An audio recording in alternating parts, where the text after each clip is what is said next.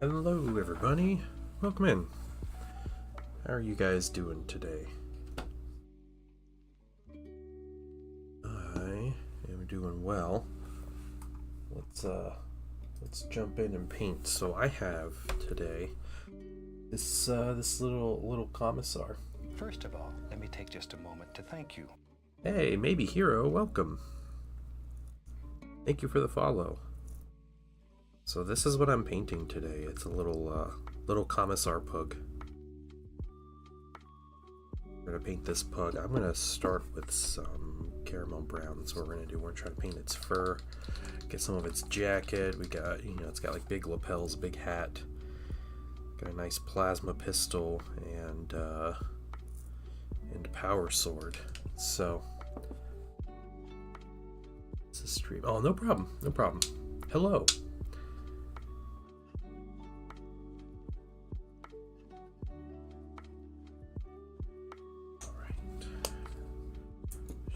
Good enough. Let's get a smaller brush. Okay, well, yeah, it's a little pug commissar. That's what this is.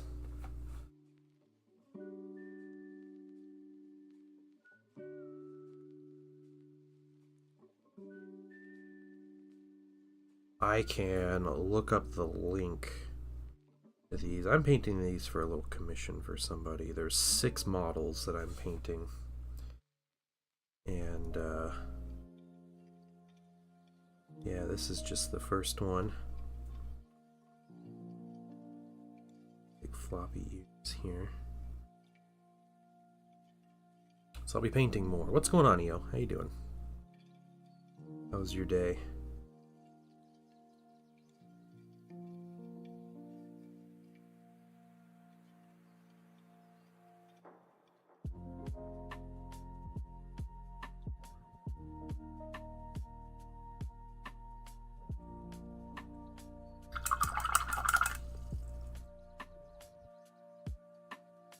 Looking at a Krieg pug? That's great. Yeah, I don't have one of those, so that'd be awesome. I have some orc pugs. I have some different Imperium pugs and some Mechanicus pugs. Sorry and Buckle, welcome. Thank you so much for the sub. I appreciate it. How are you doing today?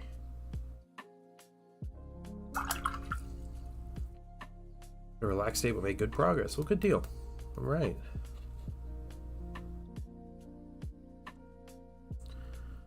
Okay, so he's got sleeves, but he doesn't have gloves covering his little, or shoes covering his little paws, so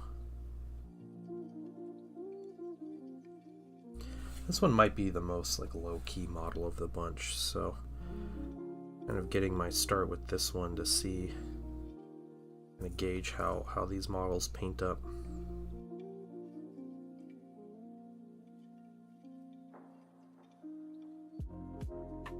How was your morning / day been? Sorry and Buckle.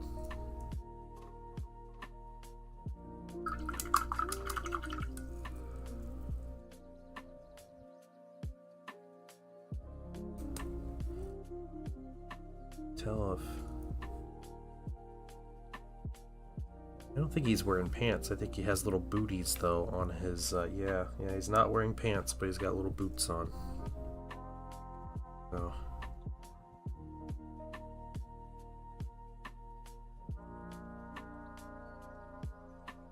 look at me. where am I looking? Whips? Alright, sweet. Doing good. About to start working on the Stormlord. Nice. Very nice.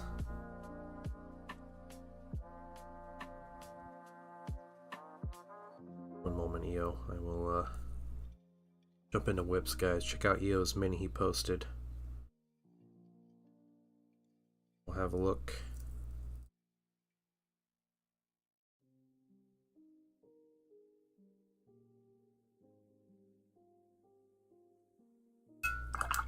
Hey, Job Lock Ridge, what's going on? Good to see what I have. Sure, sure.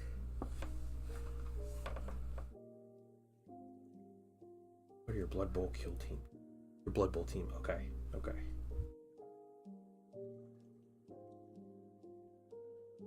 Oh, yeah, looking good. Alright, EO, I don't know if this is intended. I don't know. But the pants these Saurus are wearing look like jean shorts. It's really well done jean shorts, but they look a bit like jean shorts. I don't know if that's intended or not. But other like, I mean, the minis look great though. I like the bronze color you're using for the helmets. And yeah, orange and blue and bronze, fantastic combo. Not painting, so don't do minis. Yeah, that's fair. Selling down to work on cross stitching. Oh, that's cool. What are you cross stitching? What are you working on? I've never done cross stitching, so.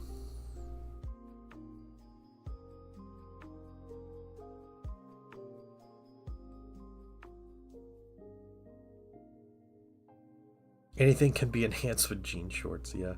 Got primer on the Votan Tuesday night. Another pass. I'll be ready for painting. Very nice. Very nice. Today's Black Book drop. Yeah, Thousand Suns. I haven't read it yet, but I did see it exists. So Thousand Suns got their nice little lore drop. I'll be reading that sometime. I got a lot. It's been sitting there. Okay, I'll take a look in just a moment. Sorry.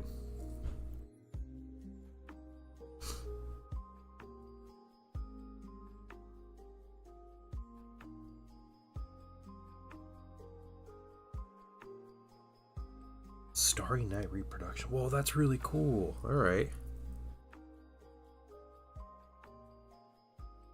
How big is your like recreation? Is it a reproduction? Is it like a small, like, you know, few inch by few inch, or is it like a big like quilt size thing? Or I have no like frame of reference on how much effort it goes into creating a cross stitch, let alone one that detailed. His suggestion to make the pants look better. I don't think they look bad. I'm just saying they got like a jean shorts vibe. It's like a really well done jean shorts vibe. If you don't want jean shorts,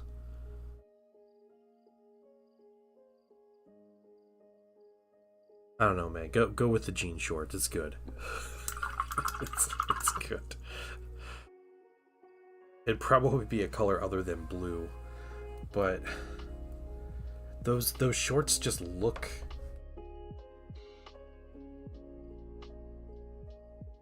It's not your paint. It's like the pattern on the shorts, I think, or maybe it's just the angle of the photo or something. Just look a bit like it.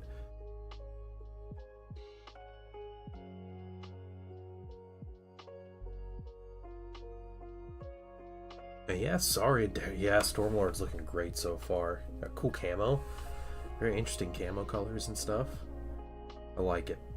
Stormlord was always one of my favorites because it had the Titan gun on the top, the bolter, and then the transport. It was really great. I always thought that was really cool. Like the ultimate APC, right? Okay. Alright, little pug.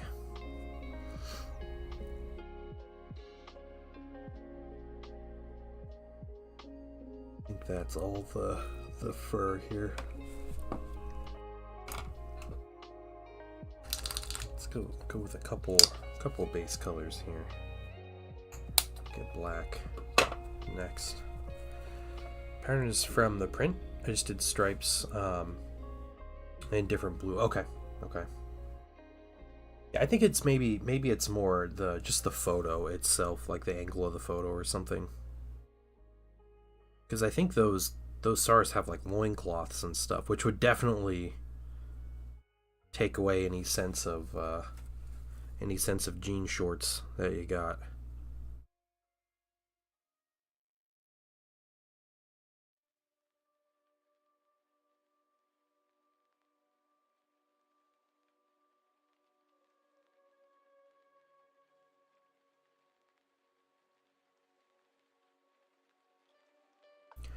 Oh, the camo for my Krieg army. Oh, very nice. Alright. Very cool going with some Krieg.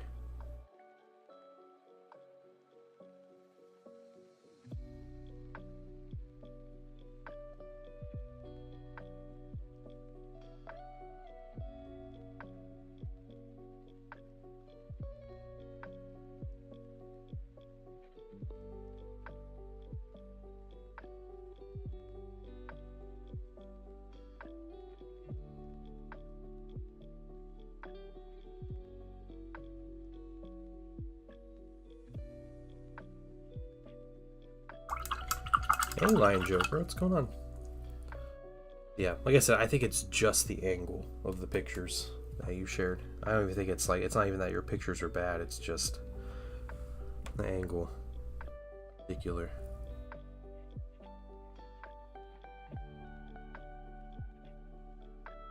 How are you doing, Lion Joker?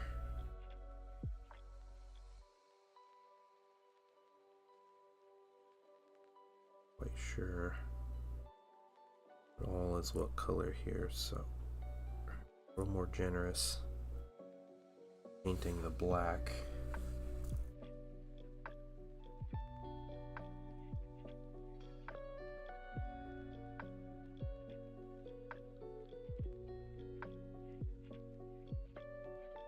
Decent. Working and watching. Nice. All right.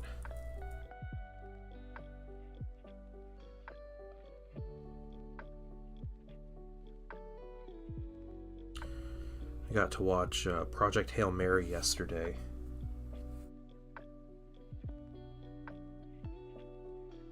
And it was really good. It's a really good movie. So I have not read the book, but I did. I really enjoyed the film. So might read the book eventually.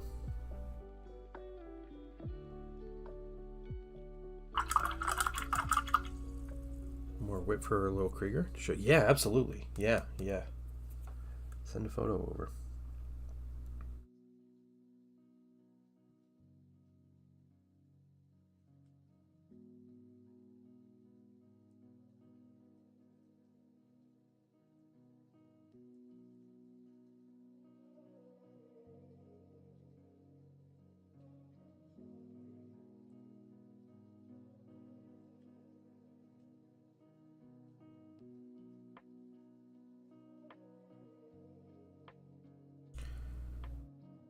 Team of the weekend. Yeah, that'd be good. Yeah.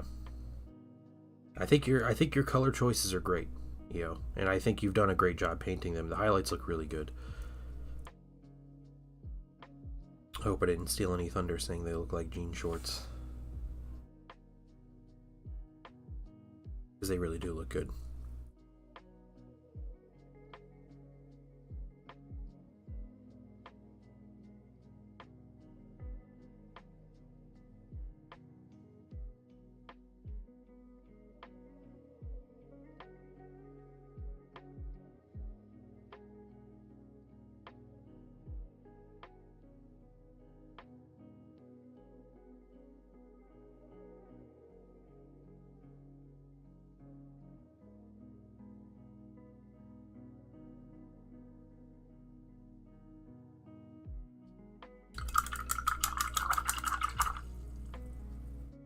Alright, we got that. Our next color. Let's get some brown. And we'll start with...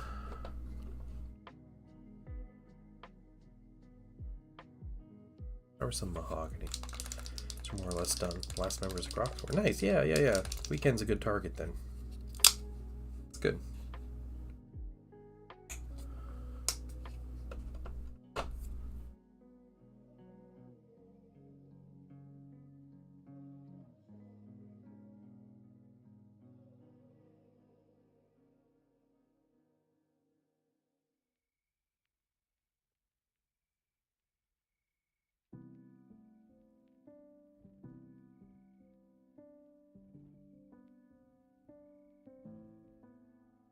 Little booties have to be leather,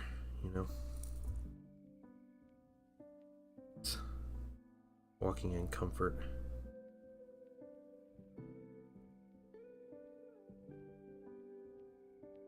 So I get my hands on the new AFEs coming because they look like World War II. Yeah, yeah. Sorry, and the new guard vehicles look really good.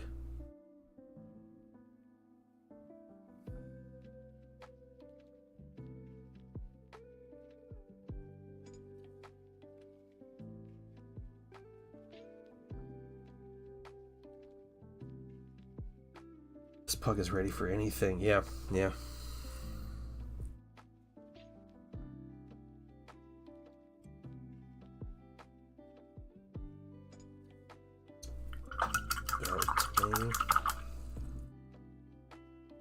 You know what's really bad? I'm gonna look up like an actual Commissar mini just to get a frame of reference on what's what.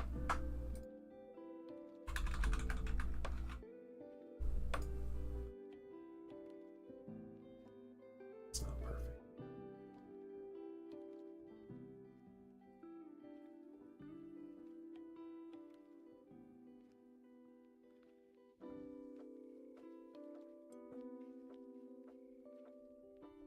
Commissar. We got some others.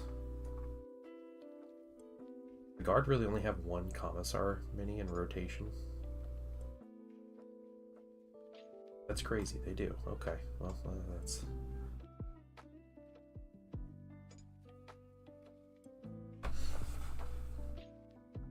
Like shielded from above. I'm not sure. I'm not familiar with the. Not familiar with Pokemon that much. The Salon Coach needs a paint job as well, but it's not needed for the tournament. Okay. Okay. When's your tournament? You go.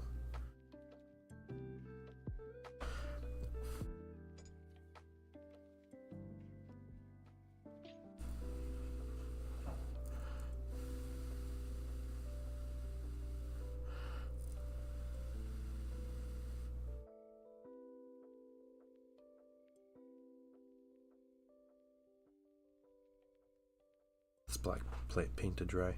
Because my army race have 100 infantry models. Nice. How many of those are painted? Oh, I see. I see the Kriegers. Nice. All right. Very cool. Banner dude. The plastic Krieg look great. These are great minis. Just 3? Okay, you got a bit of work to go. It's the last. Oh, you have plenty of time, you. All right. So you got time to practice then, right? Practice with your fully painted team.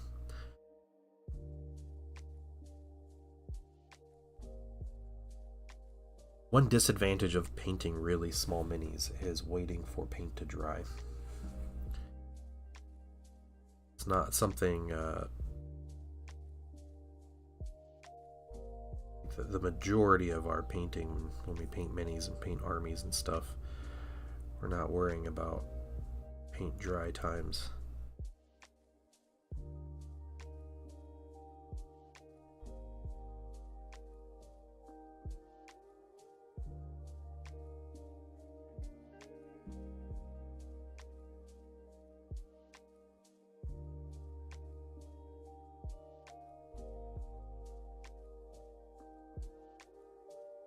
Matched out in dealer. Nice. Yeah, your dealers. I gotta word it like that, man. Make it seem like we have a problem.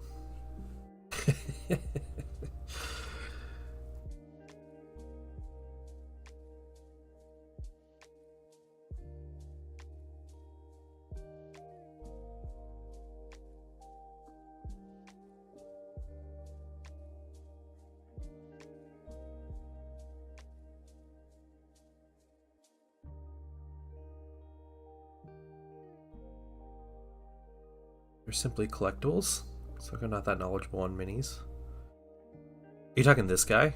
This guy is he's not for games, no.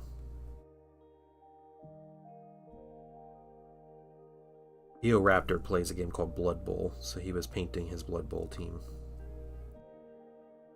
Sharing photos. Are you just talking about miniatures in general? Most miniatures you see being painted in this like channel, are for a game. Like, they're specifically game pieces. That's just the nature of miniature wargaming.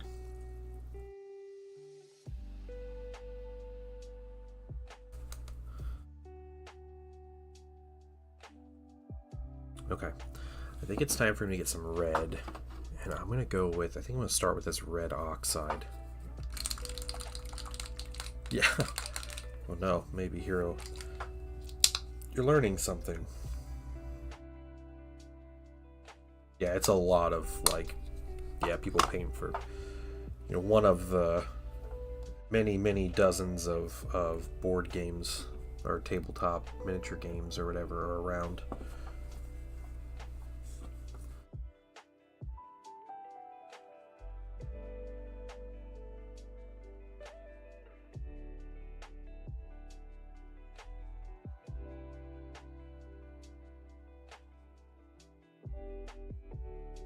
Normally my commissions are specifically pieces for games. Want to play in tournaments, or they just don't have the time to paint their armies, and so they message me and I'll paint their armies up for them so they can have a nicely painted army when they go to play the game. These are not, though. It's not often I paint something that's very explicitly not a game piece.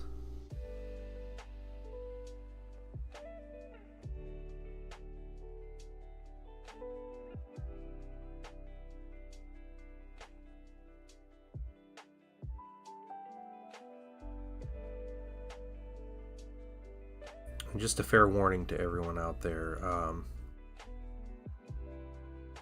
it's my wife and son's spring break this week. They're both home and my son has a friend coming over.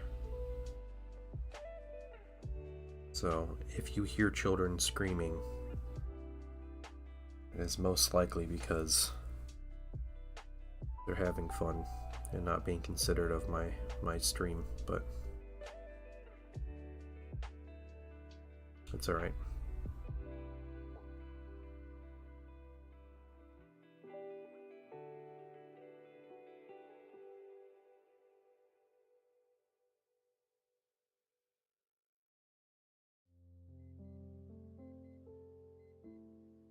Yeah, maybe here you are a regular in Crucial Blues streams, right?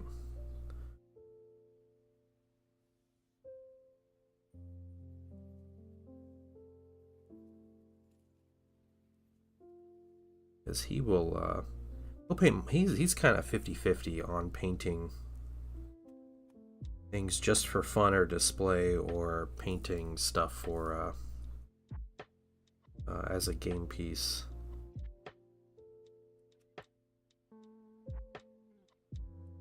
Yeah, okay. Yeah, he talks about me a lot, doesn't he? Punk.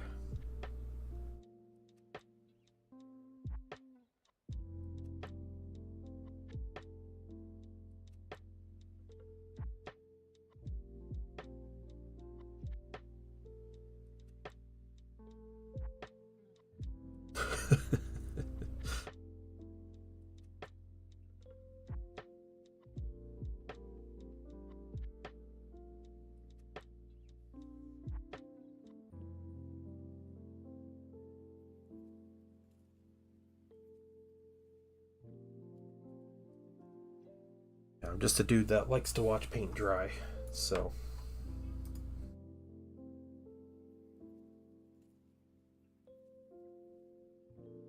You know, I wonder. And find. Let's see. Oh snap! There's a new article that just popped up. It's building an army in the new edition of 40K.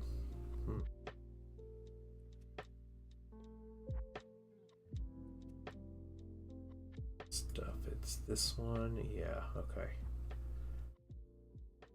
Sorry, Yark has a style there. Okay.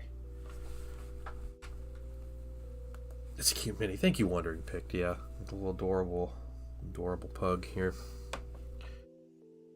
He picks, of course. Yeah.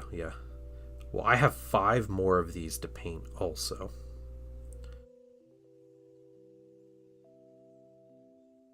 So, you guys be ready.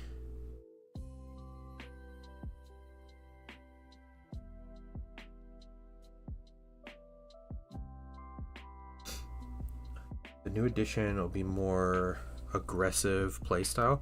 Yeah, it seems like there's ways to hide your units easier in those first couple turns, which hinders like those shooting armies a bit. So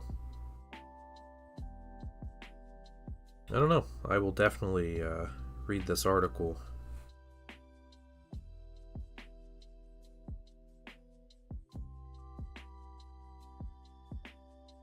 We're gonna see if we can glean anything interesting out of it.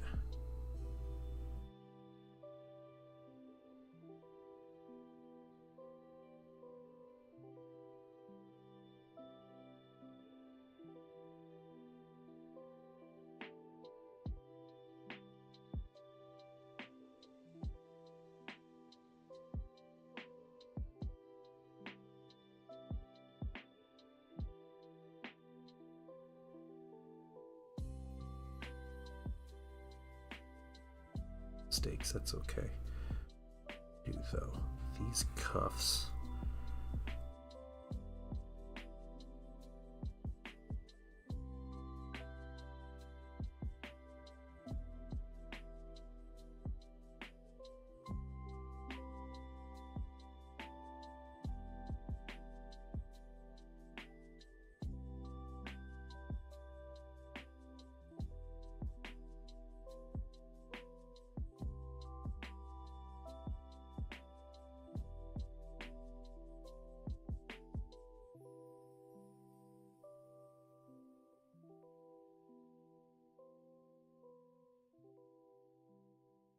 And our last bit of red, I think, will be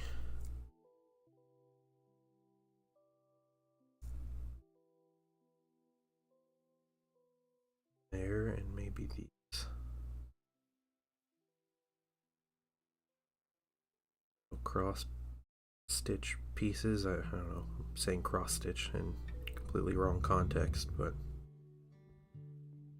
okay. Quick second coat.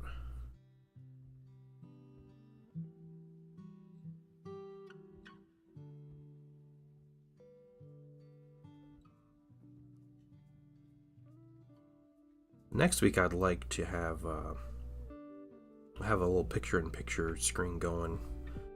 That's actually going to be a 3D print. So, to kill Team of Blood Bowl. Yeah. Follow Big Hammer. Yeah, you got that Krieg army. If you ever get around to painting, you know, it'd be worth trying if you have the whole army. But I understand if you just want to collect the army just to have a cool looking army. So.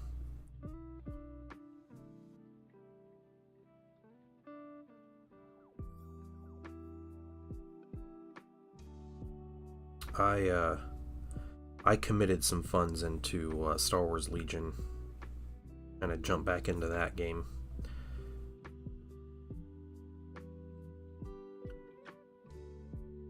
It looked like fun, so I figured why not. And I was gonna buy a kit for Heresy. That kit was a $250 kit. That Custodes battle group. I ended up not getting it. Instead, I'm buying Star Wars Legion minis, and I'm going to pay $150 for a bunch of Star Wars Legion minis. So I'm saving money. This is my fiscal responsibility here. Congratulations! They got me thinking if mixed media is possible. Oh yeah.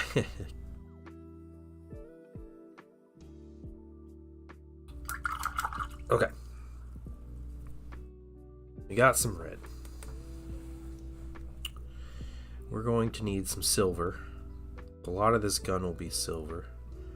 We have this power sword will be majority silver. His eye piece here.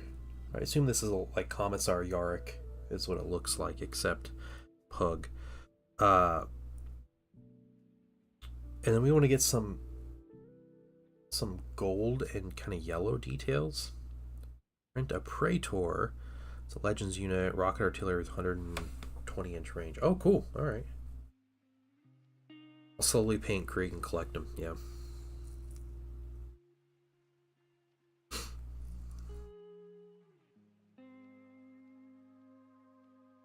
Okay, so what I will do... I'm going to grab this yellow ochre here.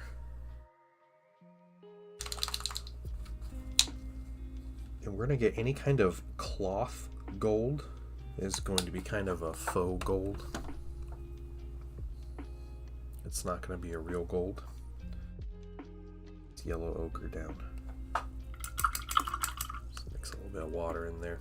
Commissar, bark. Yes. Yep. Garrus Knight. Exactly right. The legend. The undying Commissar bark.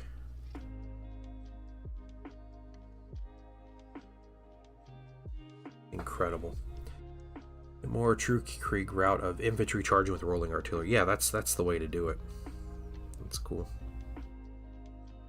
We were talking about this a bit last night, about how GW could so easily just have 15 guard regiments worth of minis available, and how it would be easy for them, because it would just be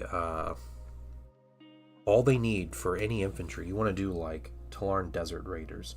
All you have to do is you make an infantry box with 10 infantry. You make a heavy weapons team box with the 3 heavy weapons teams in it. And then you make a command squad box. Boom.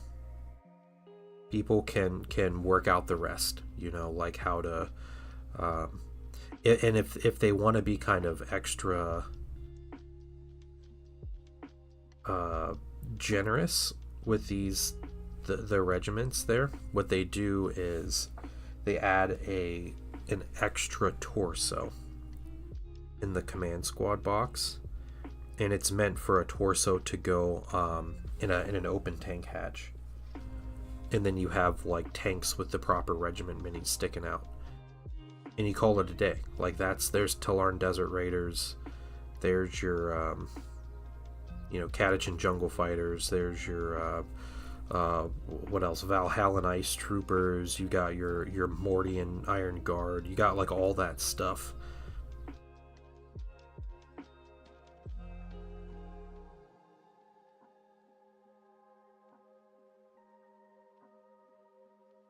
That's all it takes. You don't even need different rules for infantry. You don't need like a Krieg squad rules, and you don't need Cadian rules and Catachan rules. Like, just make it a guard squad, and you're good to go. So I mix Krieg with Steel Legion. Yeah. That'd be cool. I'm really curious about the Steel Legion minis they're working on.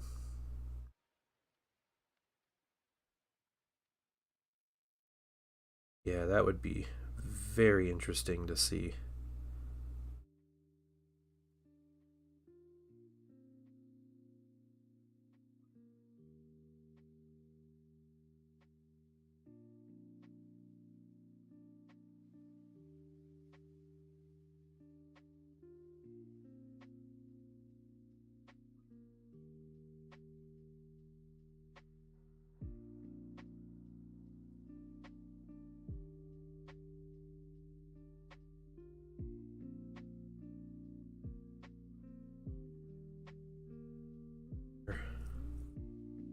Okay, and as far as cloth gold goes, that's good. Get our second coat here. We have silvers and metallic golds. Maybe do a quick wash on this guy.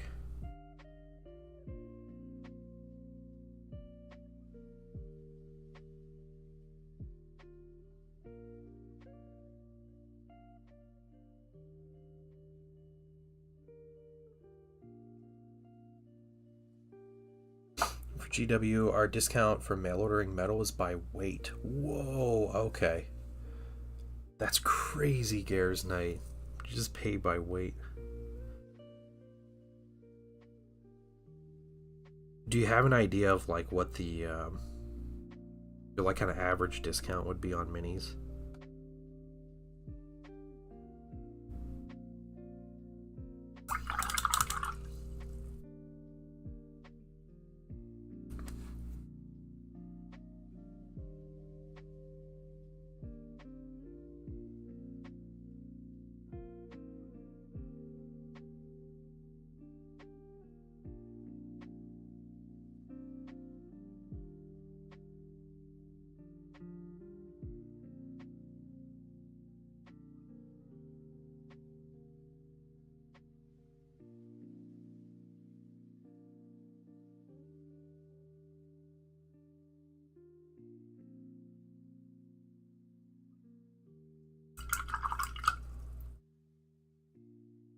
$2005 is 80% off. Yeah, yeah. That's wild.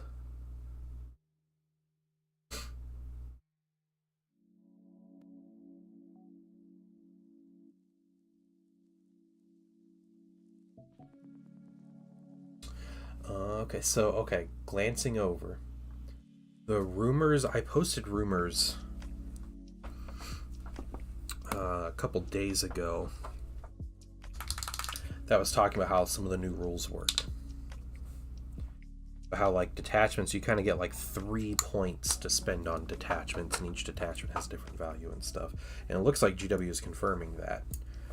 So a 2,000 point game, you have 3 detachment points. You have an enhancement limit of 4, and you can take 3 of each unit at your unit limit, and that depends on the point value of the game. Steel Legion rolling up in Rogel while Krieg rolls up with the Dominus just seems right. Hey, yeah, that's cool.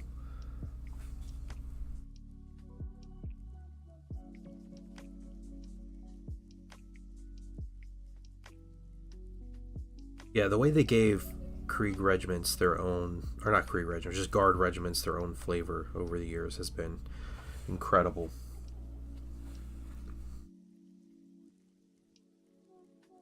I have the 3rd, 4th, and 5th edition Imperial Guard codexes, and they're some of my favorite codexes, just period, just because of like the flavor involved and the like the lore, but yeah, just like everything about them just fantastic. Like the 3rd edition one was really basic, but 3rd edition they didn't have, you know, a lot of units to work with. The 4th edition codex had a like build your own regiment system, which a lot of 4th edition codexes had. So you would pick like basically you'd pick a couple things that would make your regiment, like give your regiment unique rules. And you would have like multiple you could choose from. So you could choose to have them like all your guardsmen in carapace armor, and they're like heavily armored like stormtroopers or drop troopers or trench warfare or chem specialists, or you know, all different kinds of stuff like that. So that was really cool. And there was also yeah, just nice stuff like that. And they would show off all the different regiments in the book and everything. That's also when like the plastic Cadians came out. I believe it was 4th or end of 3rd, I think, is when they did all that.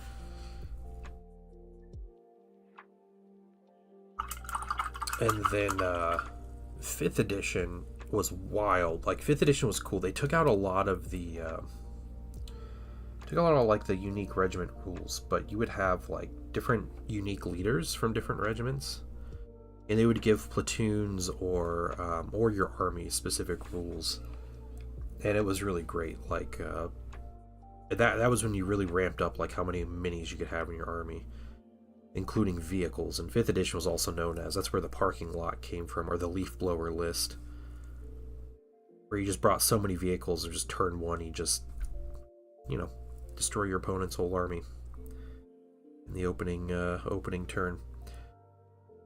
Medic and Gecko Gill, welcome in. How are you guys doing?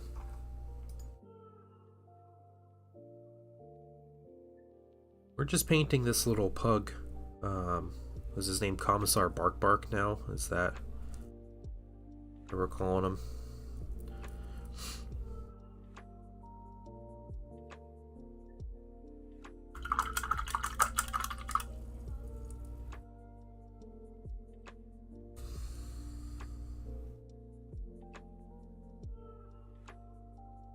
we finish this little dude today, we'll start on the next one.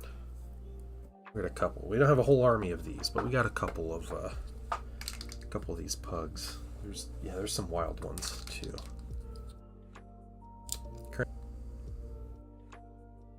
The whole reason I started this stream, I thought it'd be fun to have like a place where people just kind of hang out and paint together, you know? And it's like we're all just kind of hobbying together, and that's what we're doing.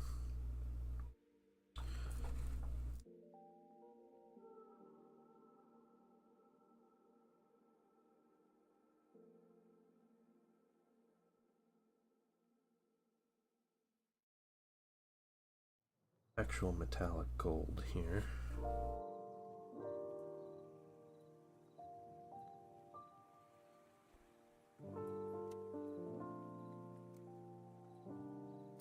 A barrel mimic? Nice. Is that a Nolzor's mini? I think I'm familiar with the barrel mimic mini.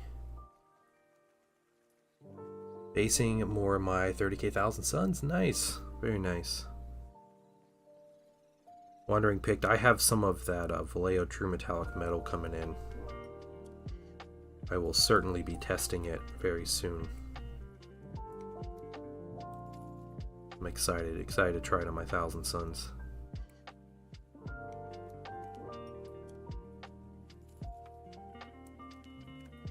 Is 250 models in one army fair? I mean, it depends. Are you running 250 custodies or 250 like guardsmen and cultists or something? I think it's fine. You gonna paint 250 minis? Yeah, I'm really curious. I'm really excited. I've been waiting for this stuff for more than a few months.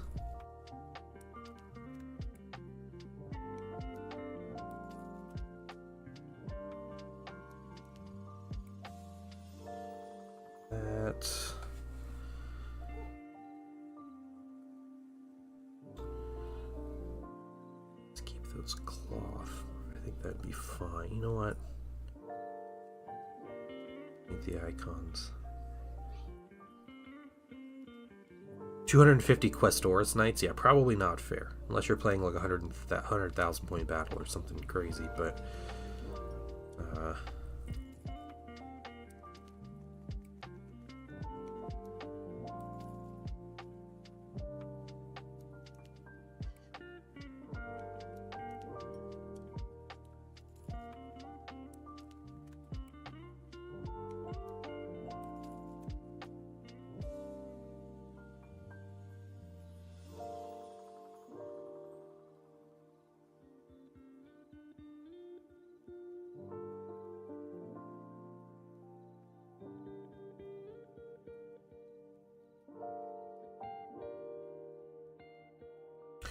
Alright, do you know a way to get a gas mask type helmet for an Astartes warrior? I don't know.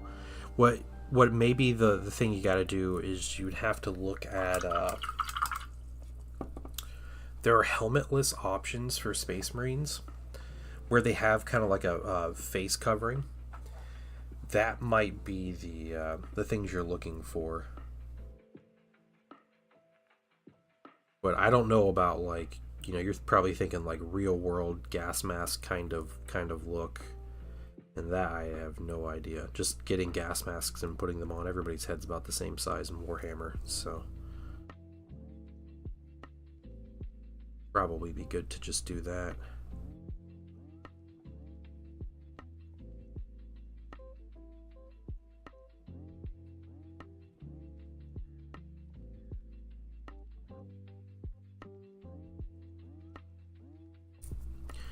We got some good base colors on this guy.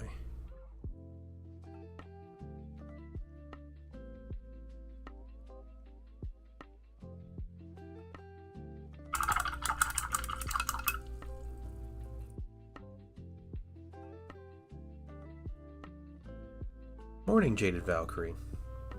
I know you have a message for me, and I will respond to it after stream. So, well, yeah. I have some ideas. So, I forgot.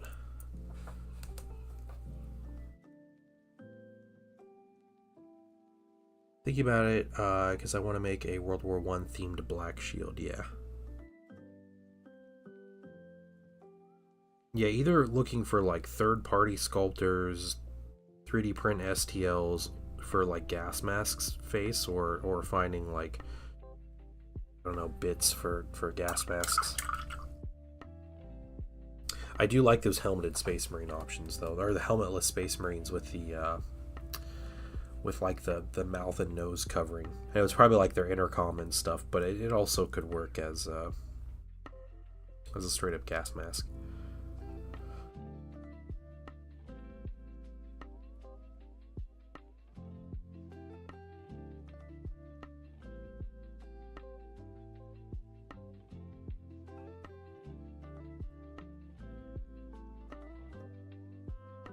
Make sure this paint's dry. You know, there's something else I forgot. All right. Bells have a gold.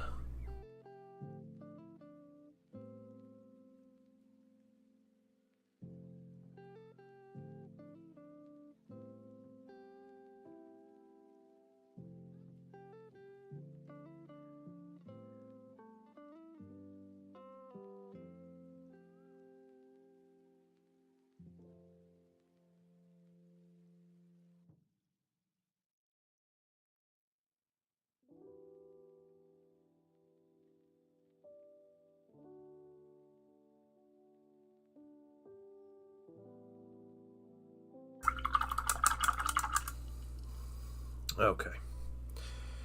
Put Krieg heads on Space Marines. Look less out of place than you think. Okay, well there you go. Krieg heads might work. The Krieg heads you just have to cut off like the little hose going from their helmet, right? That would be the thing. Gecko, is that the barrel mimic you're painting, is that from like Nolzor's Marvelous Unpainted Minis?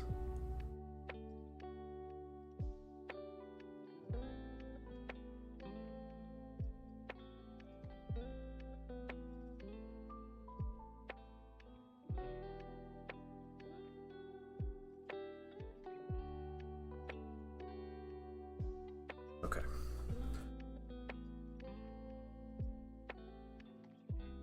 Work.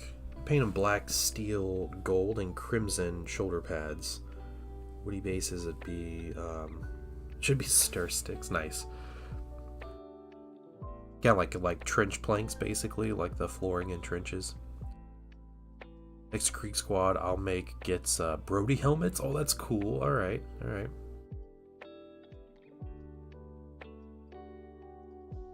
Sebastian Barkrick, I see. Yes, yes, this is Commissar Bark is what we're calling. What's going on, Eulogy Master?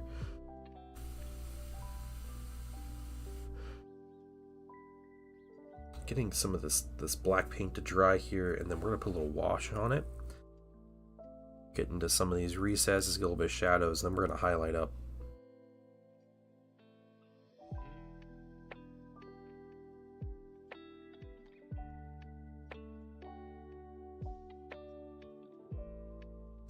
Is it heresy to give a commissar a treat? No, no, that's actually the opposite of heresy. The emperor smiles upon those actions.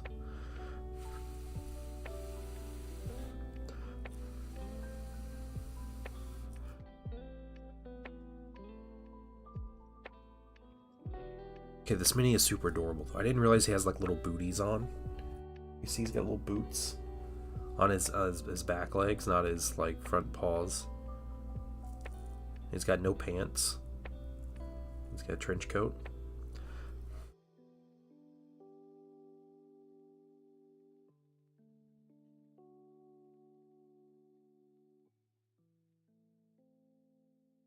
Yeah, yeah, it is. Okay, let's get our wash out. We're gonna use some brown gray wash. I'd follow that commissar into battle anytime. You imagine how slow it runs. Yes, it is a commissar you can bribe, Raja. Also, good morning.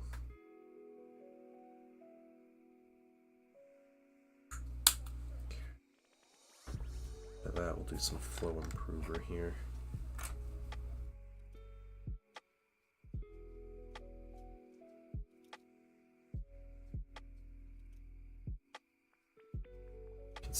The Witch and the Vacuum. That's so good. Inspiring loyalty through cuteness. Exactly.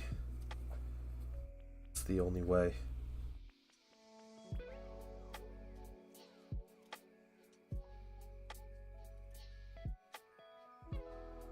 That about 50-50. A drop of this brown gray wash and a drop of flow improver.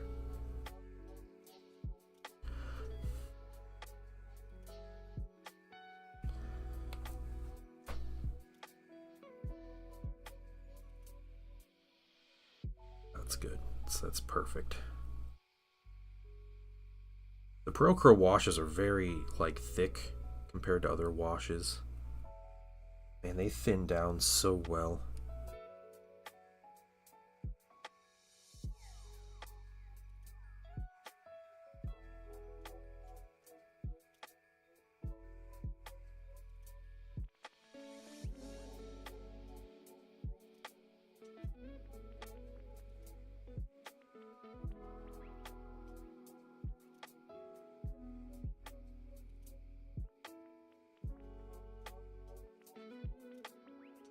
Exclusively WizKids, because that's what I can find. Hey, that's cool though.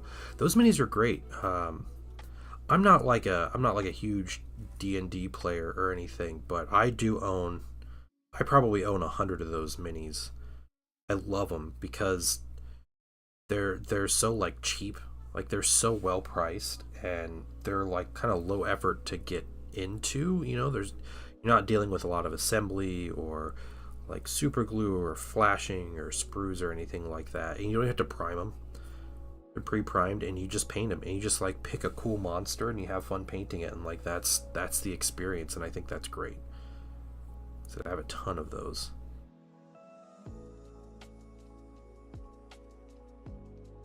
My only wish is that they had I'm sure they've been coming out with more since I last looked at them, but more reasonable priced boxes for buying multiple models of the same type.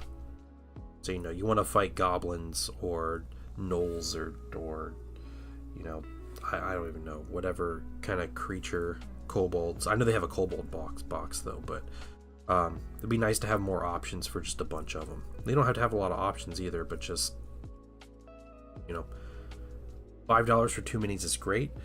When you need 20 of them and there's only one set of the same 2 models, it's not quite as great.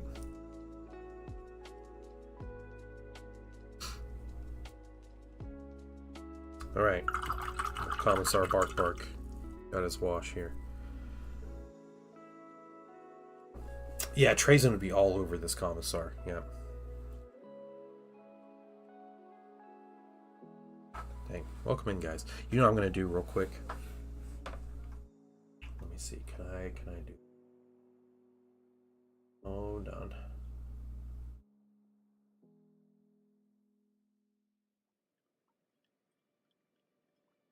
This work? No, not yet. Hold on. For it. Here we go. Okay.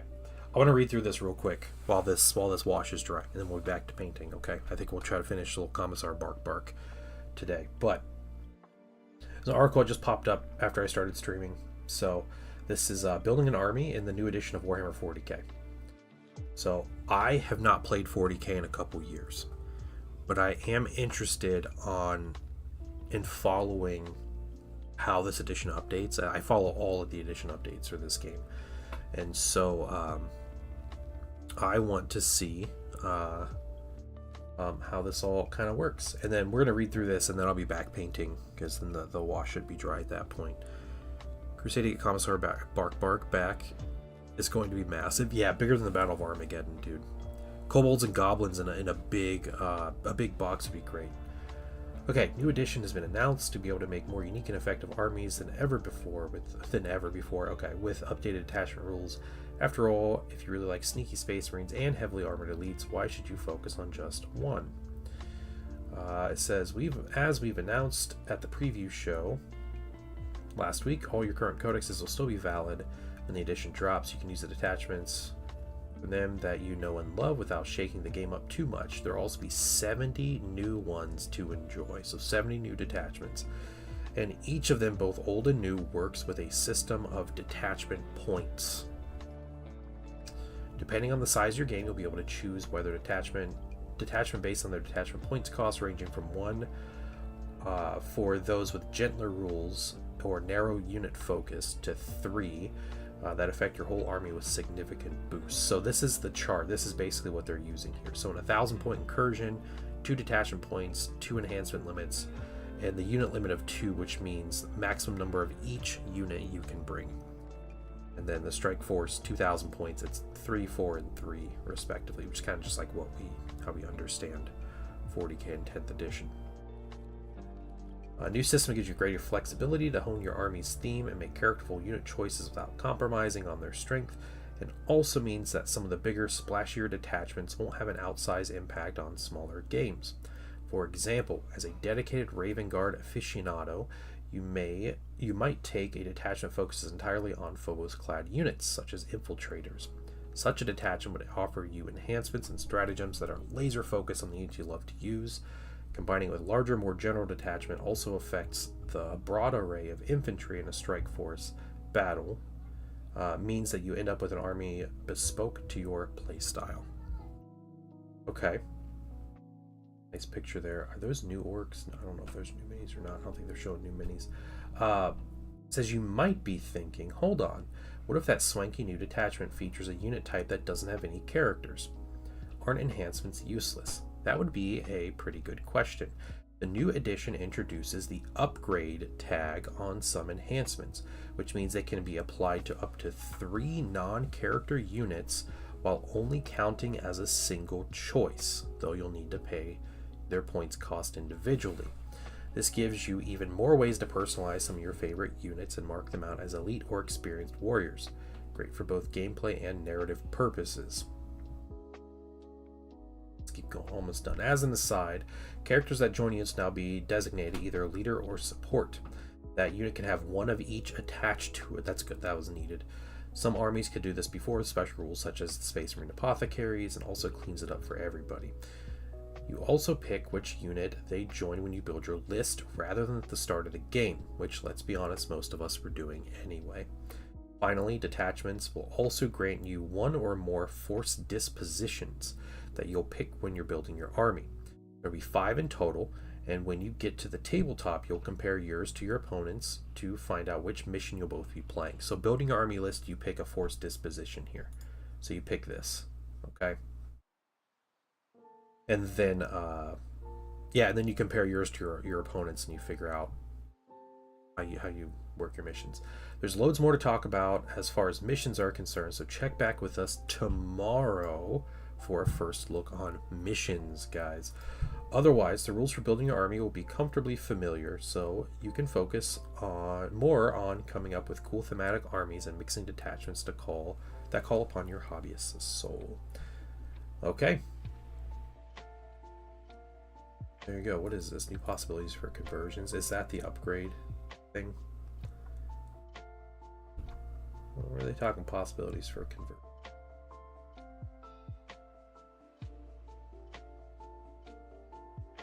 Oh, yeah.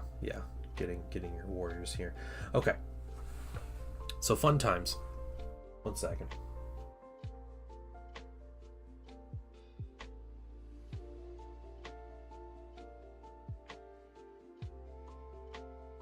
I dislike Warhammer players because of one incident. Gecko, was that an incident specific to you, or was that like a thing that happened that was like very public?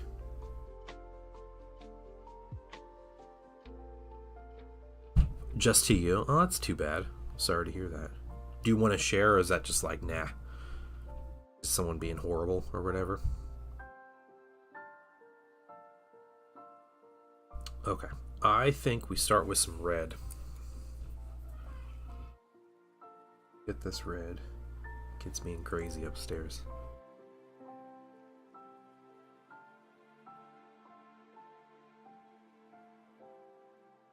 So with what they're talking about here,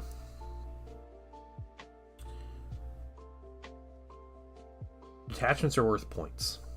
Okay, not like in-game, like normal army points, but you pay certain points. So already I am getting 7th edition vibes.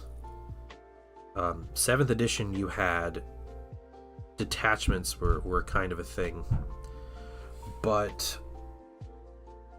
I think you paid your army points for them. Maybe you did, but what essentially led to people like min-maxing their armies to fit detachments, and it became really unbalanced really quick.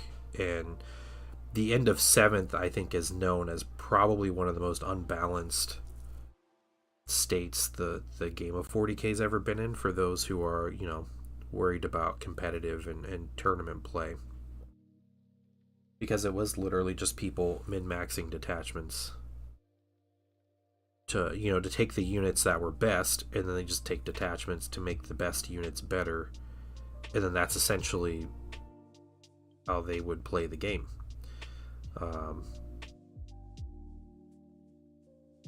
I hope that there's a way to reel that in and to not make it as bad.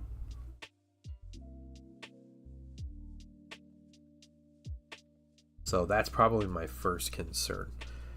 Which local tabletop stores playing D&D, buddies, we need one table, but all the tables are moved for people playing Warhammer, so we asked if we could have a table. Guy yelled at me. Required for his game to have 2 tables. Oh, weird. Huh. Yeah, no reason for anybody to yell. That's too bad.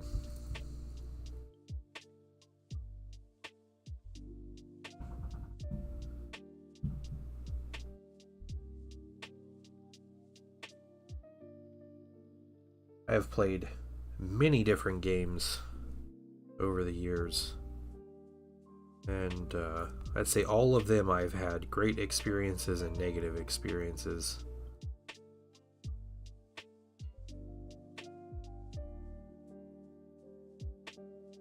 But I understand that you know, that moment affects your opinion of the game, and that's what people get for,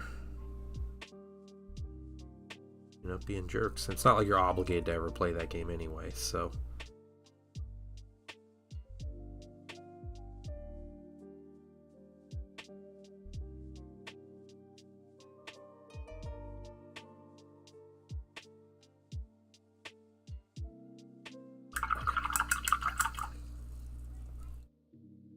In the room, stormed by Dean. Okay. Okay,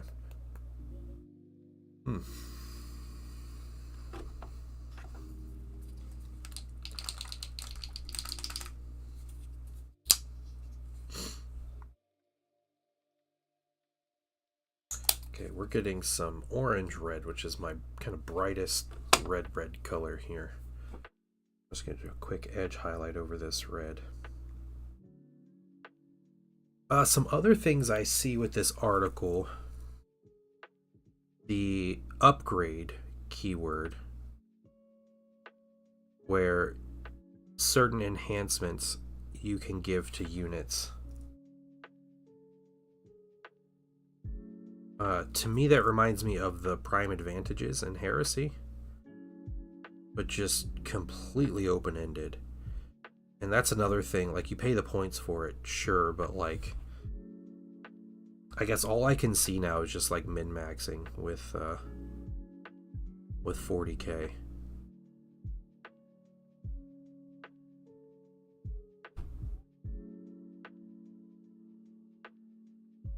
Like, you know, you get an enhancement where all your units ignore cover. Like, it's obvious the units you're going to put that on, that it makes sense to put on, like, as best to put on.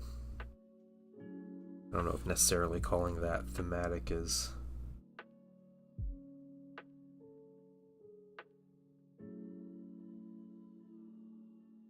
maybe the right word.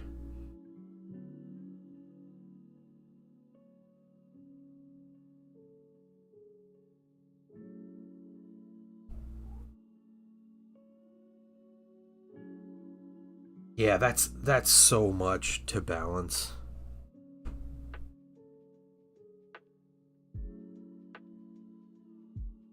Yeah, because you're going to end up in situations where this ability is amazing. It costs 10 points per unit. Okay, it's like, yeah, I'm going to pay that all day. I'll pay 10 points per... I'll pay the 30 points or whatever. Well, they're going to raise the cost on it. It's going to be 20 points. Like, yeah, I'll pay 20 points per unit on that. Like, that's still a no-brainer. That's going to be 30 points. And that's going to be something like 40 points. Like the... isn't there like a Space Marine enhancement that's like 40 points? Or there's some enhancement out there that's like 40 points. First of all, let me take just a moment, but it's still like one that people take. Hey, Gecko Gil, thank you for following. Yeah, I don't see a reason why people, you gotta go, alright, well hopefully I see you sometime soon. I'll be back on streaming like Sunday night. And then I normally stream Tuesday through Thursday. And this time right now. And I apologize again for the children that are running around right above my head.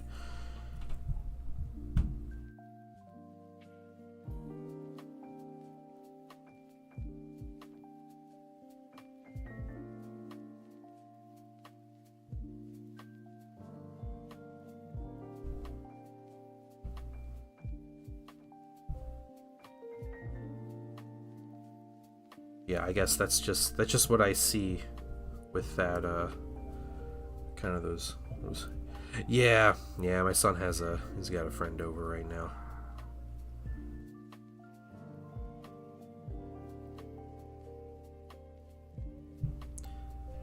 It's a spring break, so trying to let him get all the socializing he wants to do. I think he's kind of tired of being social, though. It's funny, I didn't think was a thing for my son, but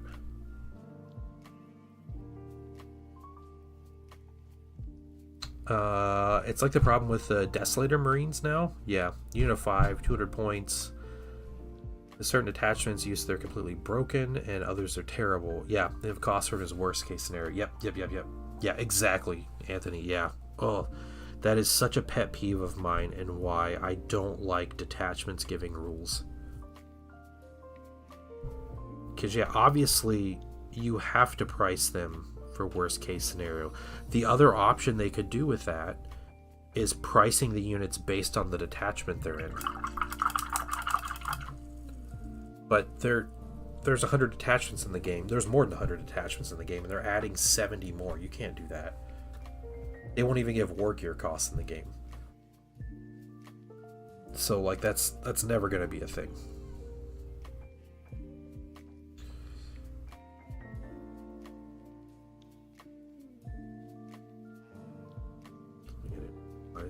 To get this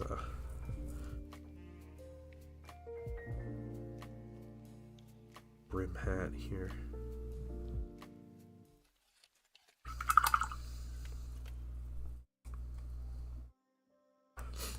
Yeah, just go back to paid war gear. Yeah, I think that would help. I think paid war gear would definitely help the situation.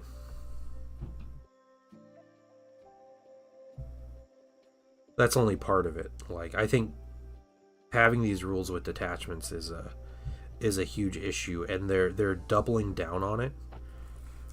And I don't know. I don't see it ending well. And and something to keep in mind too is that the start of edition, everything's always unbalanced, so they're not going to have it in a super balanced state from the get-go. But I think they're just going to struggle anyway.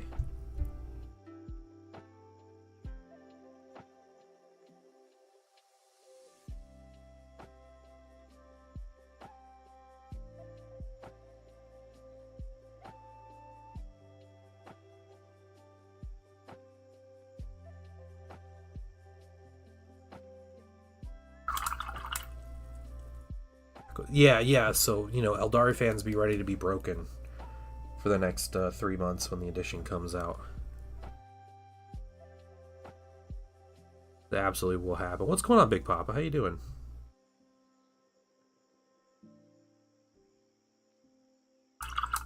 wash. All right, we can come start painting this, highlighting this gold here. I'm going to get some bright gold to highlight it. It's going to go right in.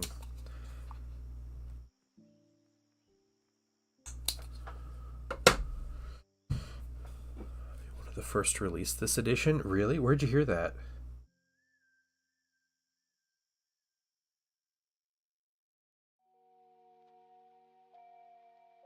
Well, we'll see. It's probably for the worst. Yeah, Paint to Family's doing well. Happy spring. Yeah, it is. It is spring break at this point.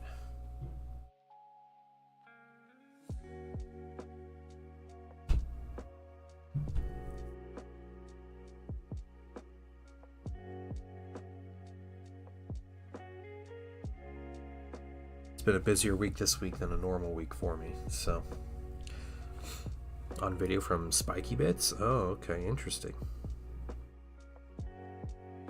I don't know, man. I don't know about Spiky Bits. Why does 40K feel like an early access game? Because, yeah. What do you mean in the sense that it feels like incomplete?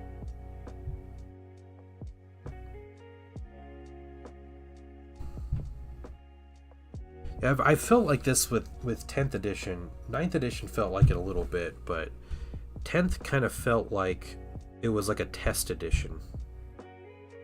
And I understand it's like a new style and everything, but they've done this a lot. Yet I felt like they were just kind of feeling things out with 10th, and they weren't quite sure. One's outside looking for roly-polies. Oh, nice. Nice. Oh, yep. Kids stomping around in their bedroom. Over my head.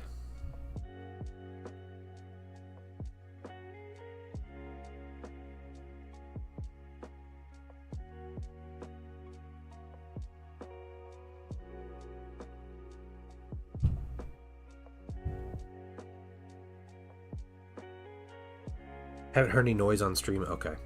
You know, when I first started streaming, I was streaming just a couple nights a week. I was down in the same room. My son's bedroom is right above me, and I would stream 2 nights a week, and it was nights my wife would put my son to bed, and I would start stream before he went to bed. So he's getting ready for bed, you know, right above me, and I didn't have my noise gates properly set and everything, and so like people could hear him just like walking in the floor above me, and yeah, people would comment like I think someone's in my house like walking above me, because I could hear, you know, I could hear people walking above me, but it was just my son like walking around in his room on my end. Janky, untested mess with steady updates to fix stuff. Totally understandable. It's an indie studio. Yeah, not GW. GW should have like a good fun rule set where they're able to, you know, and like the game's never gonna be perfectly balanced, but yeah, they don't let it run long enough. Yeah, that's true. The 3-year grind is pretty exhausting at this point. I don't know. I haven't seen too many people just be absolutely thrilled for 11th coming out, unless it's the fact that they hated 10th and they think it needs improvements. But like, it just kind of seems like a collective groan.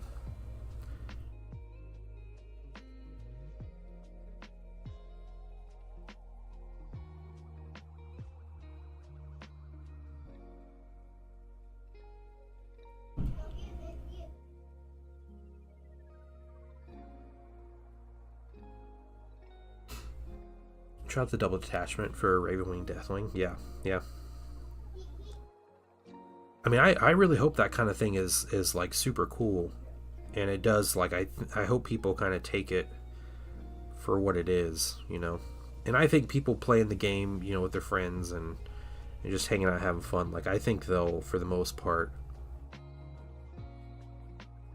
be playing it as intended, I guess. But it's the you know, the competitive scene that GW loves to focus on.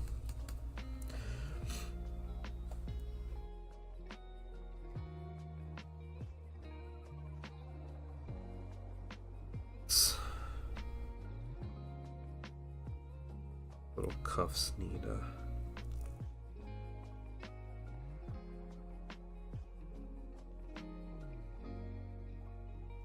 little bit here.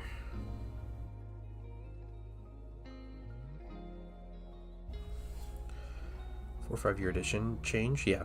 4 and 5 years I think would be, yeah.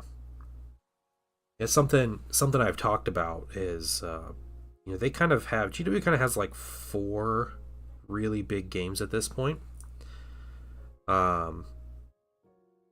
where they have, 40K and Sigmar, obviously the 2 giants in the room, right? Like, they're definitely way bigger than the other 2, but you have 40K, you have Sigmar that are on the 3-year cycle, and then you have the Old World and you have Horus Heresy, which are far behind those 2, but still probably among the biggest games in the world as far as miniature sales go. And they're both games that they want to, you spelled pendulum correctly, yeah. They still want to update rules and release minis and have, big releases for these games and stuff.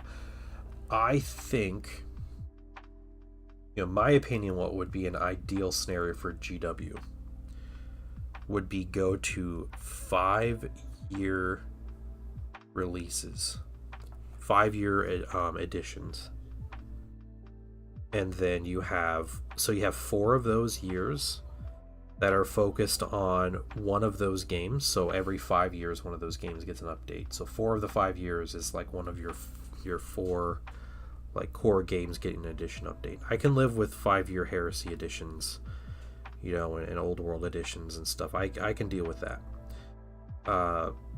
And then the 5th year they take and they do just something completely different. That's your opportunity to like release a big new game,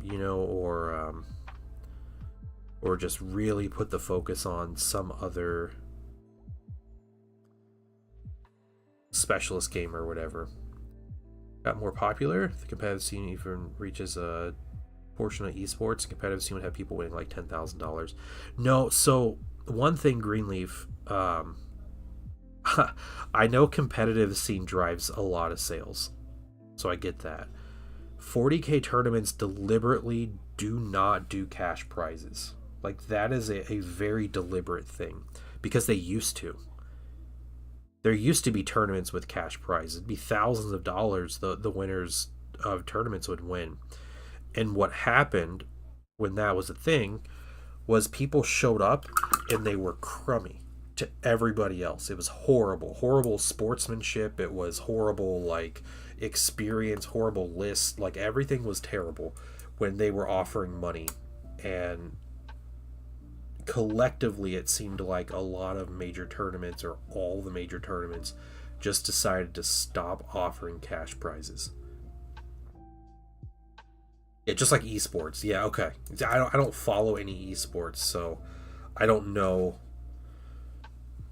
the whole thing on like what the money does to people. But yeah, that was there's a whole story about the last, it was LVO was the last major tournament to offer a cash prize. And what happened at that tournament, I think it was in 7th edition, and it was basically like the straw that broke the camel's back with like how people act at 40K games, like at competitive games, and like it brought about a lot of changes in tournaments, and it was like a whole thing. And it was essentially, what happened was, and this was like streamed, it was a live streamed game, and it was the semi-final game. Eldar was obviously the broken army, like they always are, and they were clearly the favorite to win. And there was an Eldar player playing against a Imperium player, because you could just, with detachments, you could just have like all the good stuff for the Imperium and not have to worry about theming your army after anything. But what happened was, the game starts and the Imperium player's going, and he was taking his turn, and he did like some early phase stuff, And then he used a like command ability or something that was something used in the shooting phase. Right? He like declared it or whatever. Yeah, the 2018 LVO match. Yeah, and so he was like, "Oh yeah," he's like, "Hey, do you mind if I just move like real quick? You know, because I forgot to move and I jumped ahead on this." And he's like, "You mind if I just move?" And the guy's like, "No." He's like, "You already started your shooting phase. You can't go back into your move phase." He's like, "Dude, I just like said one thing. Like you knew I was gonna do it. Like it's fine if I move." And the guy's like, "No, you can't. You can't move. You went past it." You know, and there's literally thousands of dollars on the line. And so the Eldar player just kept telling him no. The judges came over and said, "Yeah, technically you went past your movement phase, so you can't." And they kept the ruling. Well, guard player proceeds to lose, you know, after skipping an entire movement phase of the game. And Eldar player goes to the finals. He ends up playing against another Eldar player. And first Eldar player that played against the guard, that's player, we'll say player A. He does his turn. That was first or second turn.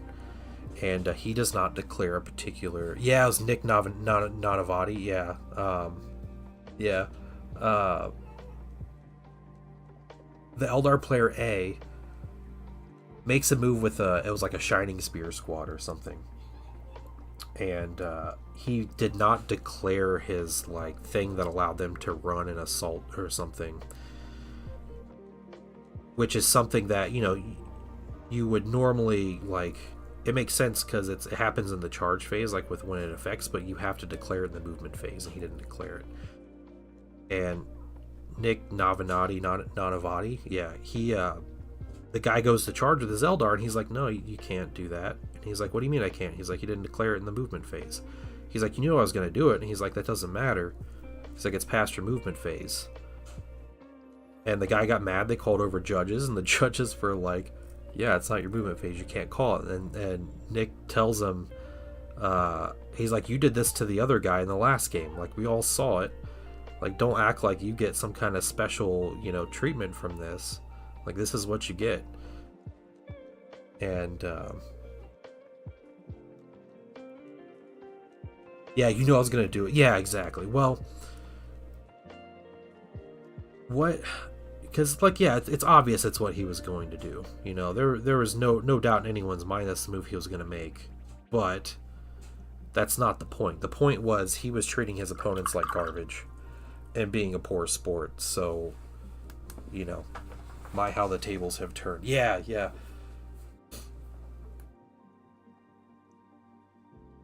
So, yeah, the guy ended up losing and throwing a hissy fit about it, but it was kind of like, too bad. This is what you get.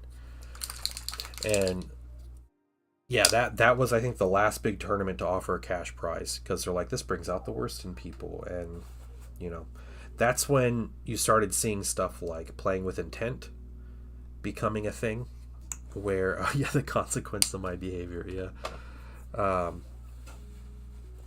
Hey, you shouldn't fraud. Wait, are these the ones you designed? Oh, no. These are... Okay, this is your commission. That's right. My bad. I can read. Yeah. I am getting the pugs. We're painting them. Yeah.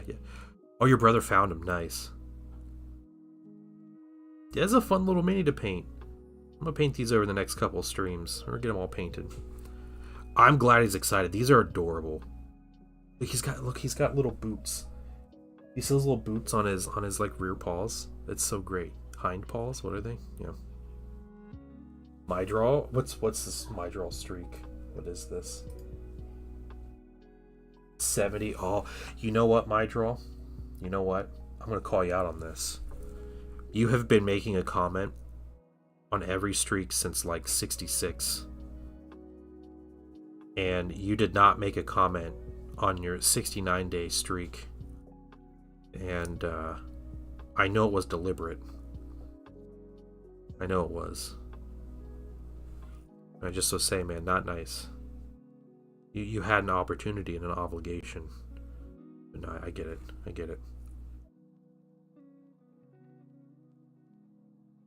To play guard, I would absolutely love that model. Yeah. Where was that model? Schadenfreude. Could you, if you have the link for it, I could bring it. I know it's in our Discord chat, but he thinks family friendly. Yeah. Post that link where you got these, the site where you got them, so people know where these things are.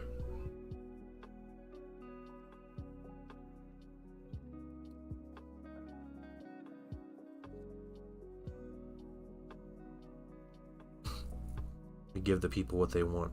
More pugs. Disappointed this to say. Yeah, Big Papa lays it out perfectly. Yeah. We can respect it and be unhappy about it all at the same time.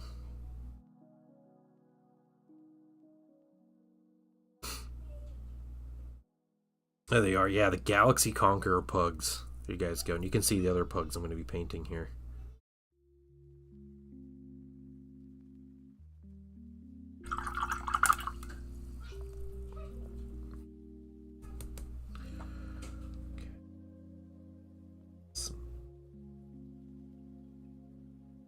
A little brighter brown here. Hate disappointing Big Papa. Yeah, as we all should. That would have been nice. Yeah, exactly. Yeah. Oh man. So yeah, anyway, fortunately the attitude I think around a lot of tabletop games have changed. You'll still find like like the old heads that show up and like they're still just nasty about everything. But I don't think that happens as often as it used to.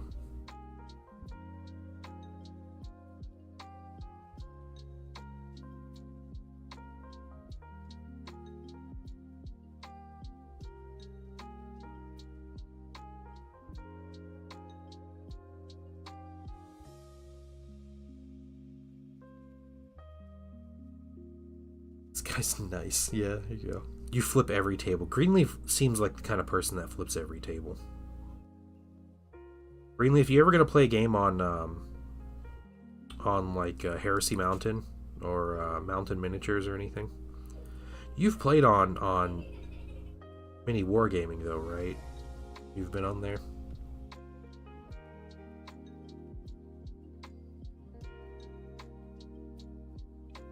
I can't remember. I don't watch all their videos, so.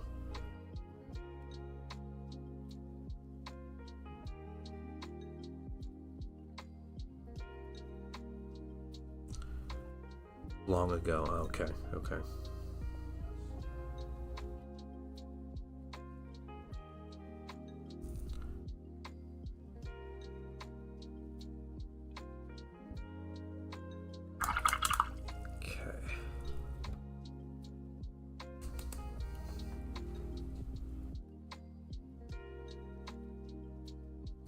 You played 8th edition 40k more recently, years ago. Yeah, that's right. Yeah, you haven't played a lot of games. Because I love those, and the orc. Yeah, the tech priest puppy is great.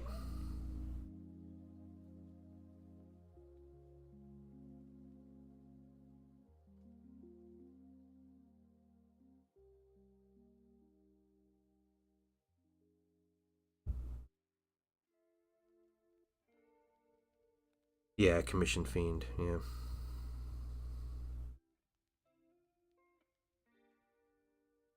Get this pug. Have some big eyes here.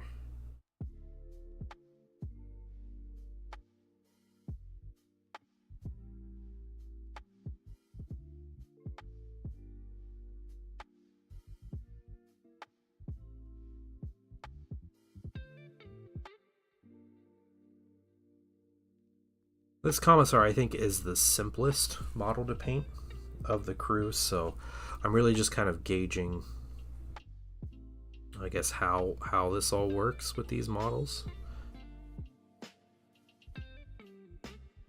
So I'll be ready to do a little more. I might do a couple of them at the same time when when I'm getting started on the next few. On mobile. Gotta do homework, but hopefully we can get my brother in here. That'd be really cool. Yeah, yeah. I really hope he likes these mini. These are so adorable, and I think this is a great gift idea. So, I hope you are very pleased with these, and I hope your brother really likes them.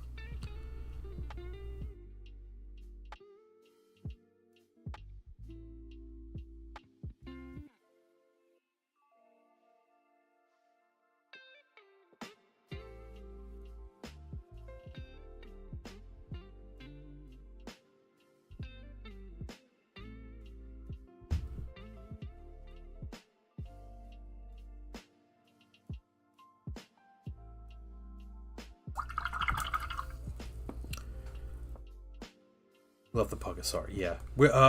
Stream has dubbed this pug Commissar Bark Bark. So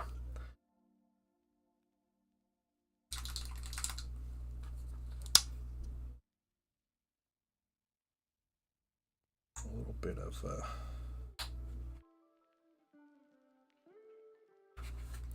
desktop. Put on his background music. Sweet, sweet. Bark Bark. Yeah, not Mark Bark. Bark Bark. Commissar Bark Bark.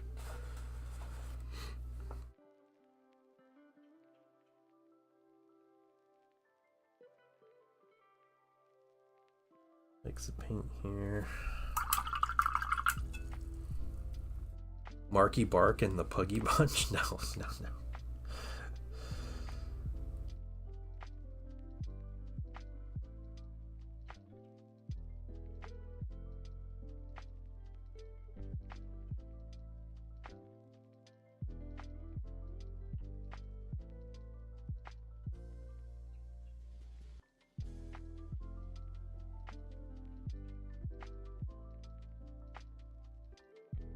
Yep, the goodest and most loyal son of the Emperor.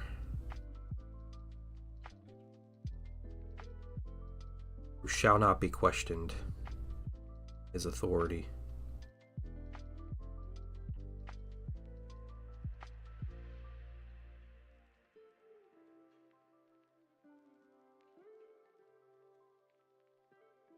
Nor his little neck rolls shall not be questioned.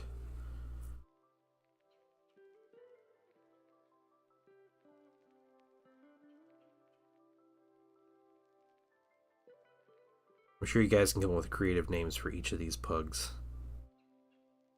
I look forward to seeing what you all come up with.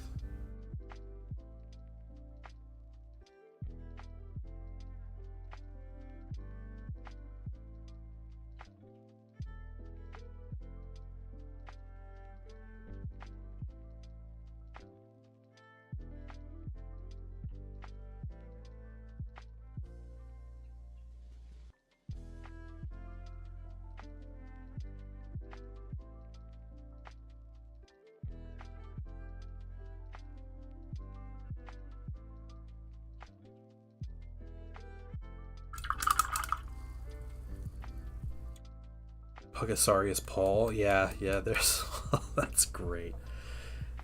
We did determine that, I don't know, is it heresy to pet the Commissar? It's not heresy to give treats to the Commissar, but petting the Commissar might be heresy.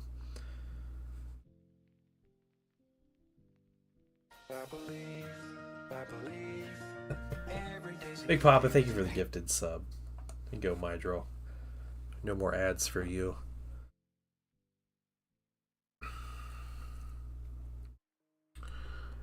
Okay. First of all, let me take just a moment to thank you for allowing me back into Hey, your home. Turtles Say Moo, welcome. Welcome, Turtles Say Moo. How are you doing? This paint, even more of that paint.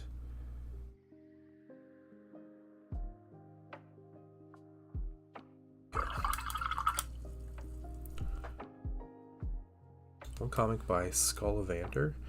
Which dog has made a commissar and proceeds to shoot the guardsman trying to pet him? I think I might be familiar with that. I may have seen that at some point.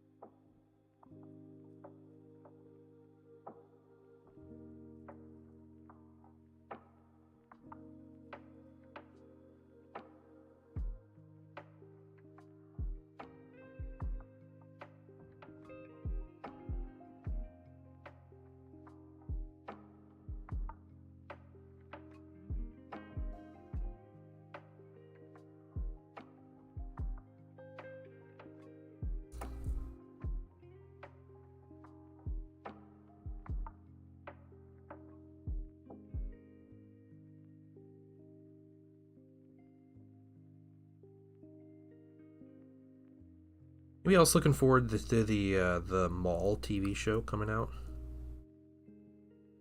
like on Monday. The first, I think, 2 episodes. Like Mall Shadow Lord, I think is what it's called.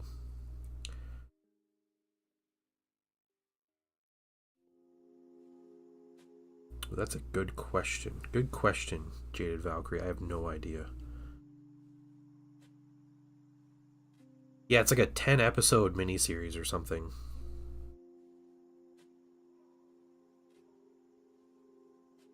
Looks good.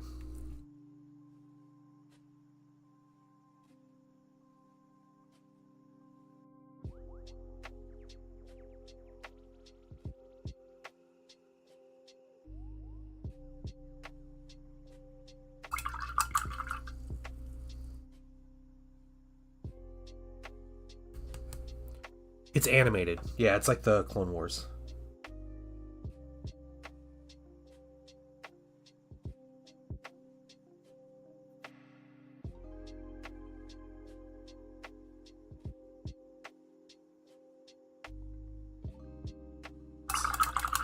Bright enough here.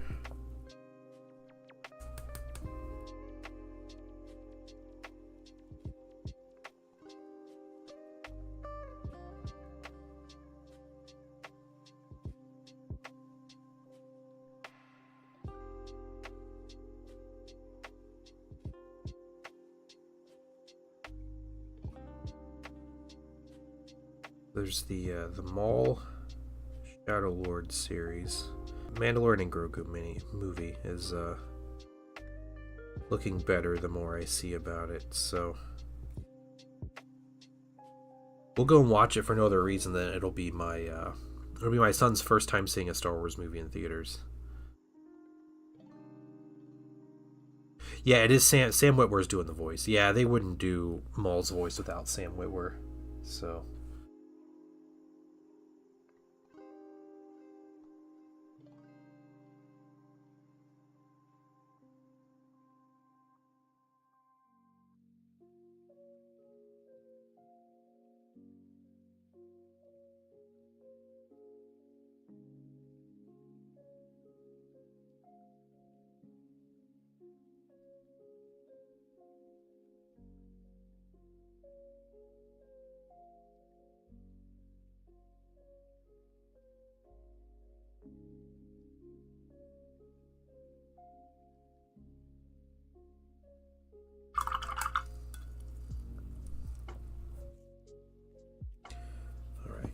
let's get a couple things here. Yeah. There was Jaded Valkyrie years ago. It had to have been 2019. When Fantasy Flight Games was still making all the Star Wars games. And they had Star Wars Legion. Had been out for a couple years. And they announced that they were making the Clone Wars. They were bringing the Clone Wars to Star Wars Legion.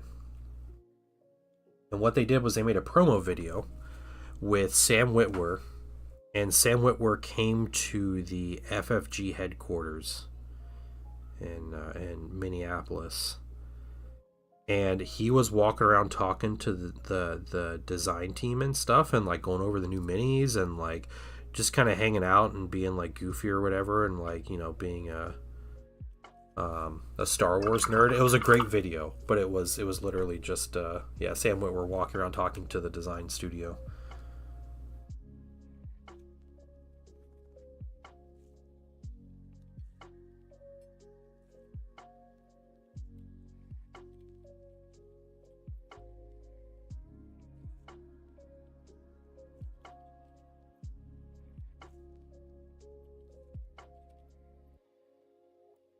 We'll see how General Madine and Bothan Spy stealing second Death Star plans and defecting as style Rogue One. Yeah. Oh, Crix Madine. Yeah. Be pretty cool.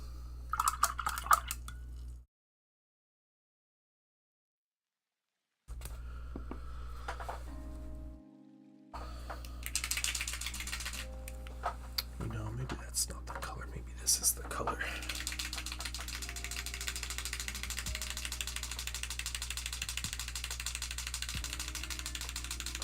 the energy output on Star Wars weapons is insane. That is a really random rabbit hole. You gotta shake this settled contrast paint. Look at that. Oof.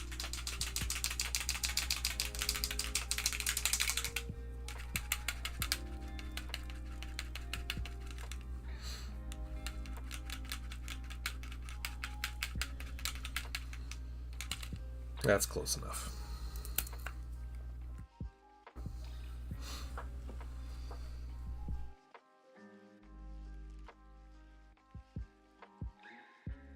Chip it out here, shake it on the paint shaker. Yeah, man, I had a vortex mixer and I hated it.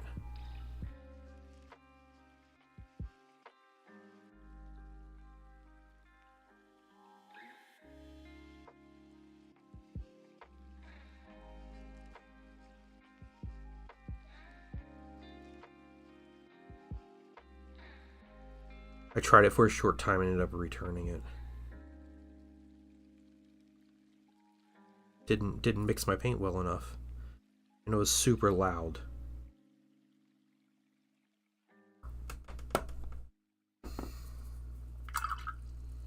What color eyes do pugs have? Brown? Normally brown eyes? Makes sense.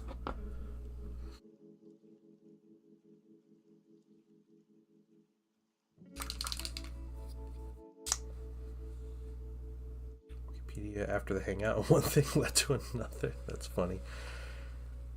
My nerd claw is severe. Rest my painting life upon the altar of war. Okay, alright. That's fine. You like your vortex mixer. That's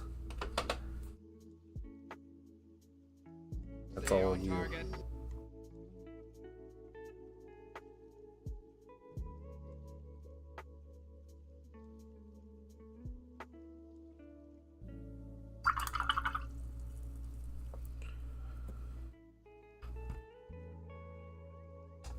You just want to press a button? That's fine. I thought it was EO buzzing me or something, trying to yell at me. Province Heavy Turbolayers is nearly 3 times the energy output as a full broadside from the Imperium's Apocalypse class battleship. It's got a mounted in quads. I think the real lesson here, Jaded, is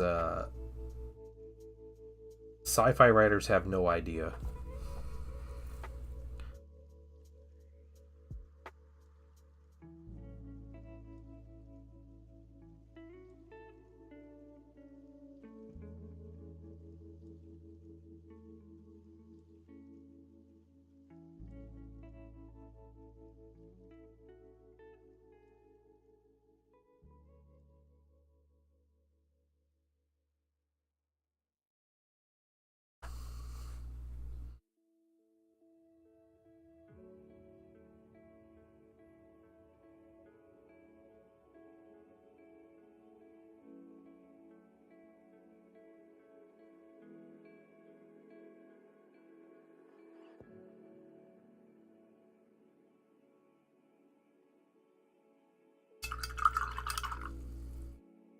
The comparisons are fun, yeah.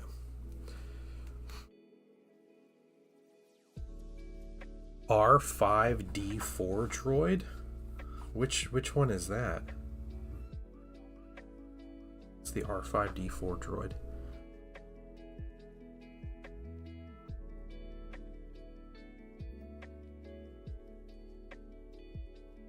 Oh, was it like a droid with like it had like force abilities or whatever? Like it was force sensitive?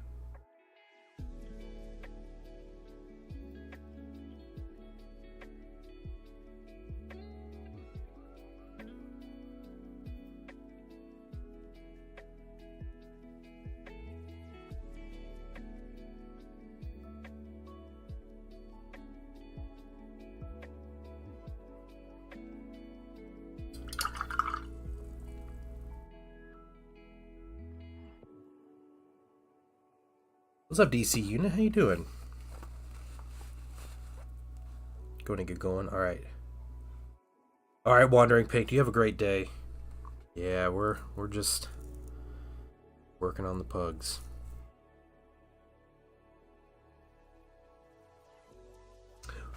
Was that the droid that like explodes when Uncle Owen buys him?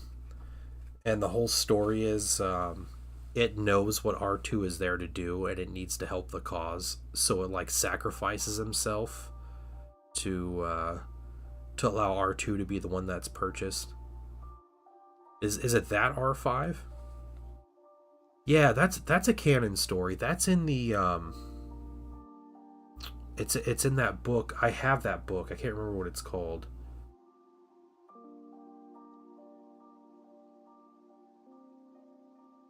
From a certain point of view. That's what that book is. From a certain point of view. And there's 3 of them. There's one for each of the original trilogy movies where it's like all these background characters and their story and their motivations leading up to like the one little like flash of a scene that they're in. Yeah, I did see the new Rohan Riders. They look really good. Okay, we're gonna grab some Talisar blue and we'll get some of this red.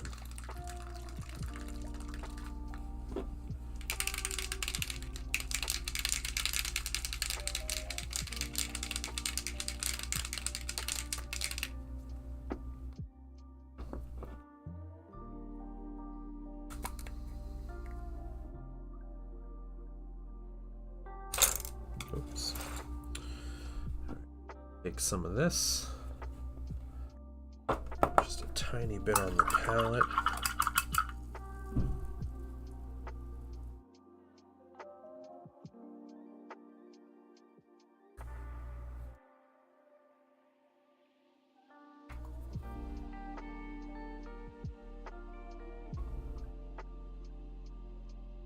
Thin it down a bit.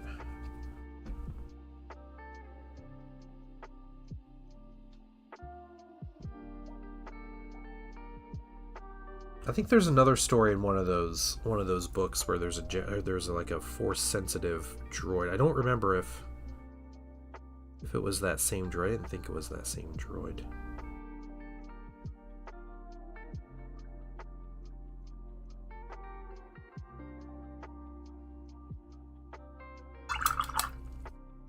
Little hint of a blue glow here. There's the Star Wars videos being commented on by a nuclear engineer as kind of encouraged. Well, okay, yeah, you're just, yeah. Oh man.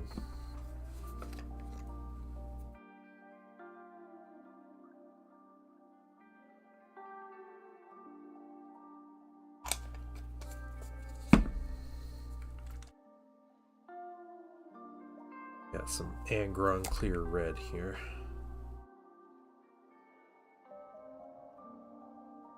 Just a little bit. We're going to thin it down quite a bit.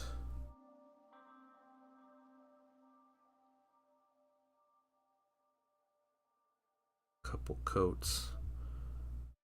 Its eye.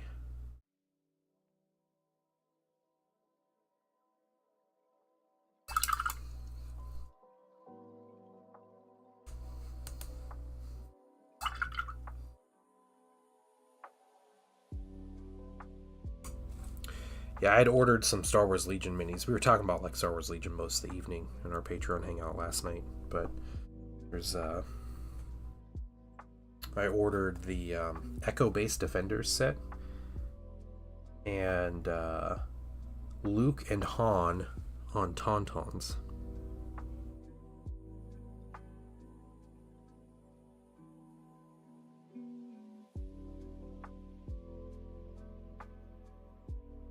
Wasn't even a super fan of Star Wars. You dated a girl that had Tendal Ka license plate. Becoming a fan. Are you talking about Star Trek or Star Wars? I'm not sure what that is.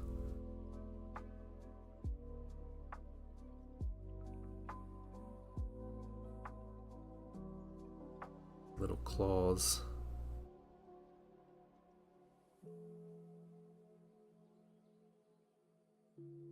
Oh, extended universe. Okay, okay. Well,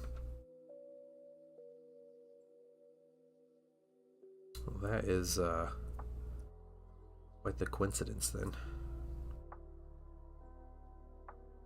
I don't know how this Commissar is going to use his plasma pistol. Or his sword, for that matter, but he's going to find a way. I think what I should do.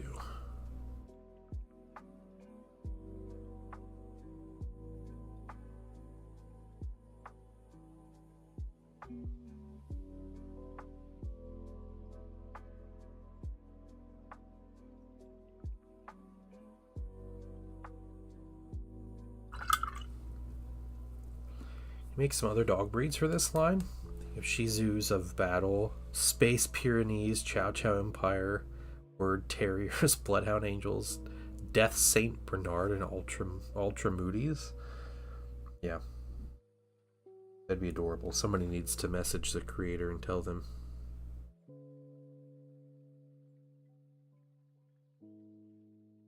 That this has got to be a thing. Sci-fi faction through it too. Was happy that fits right where it showed on the lower end of the spectrum, minus the big gun. Yeah.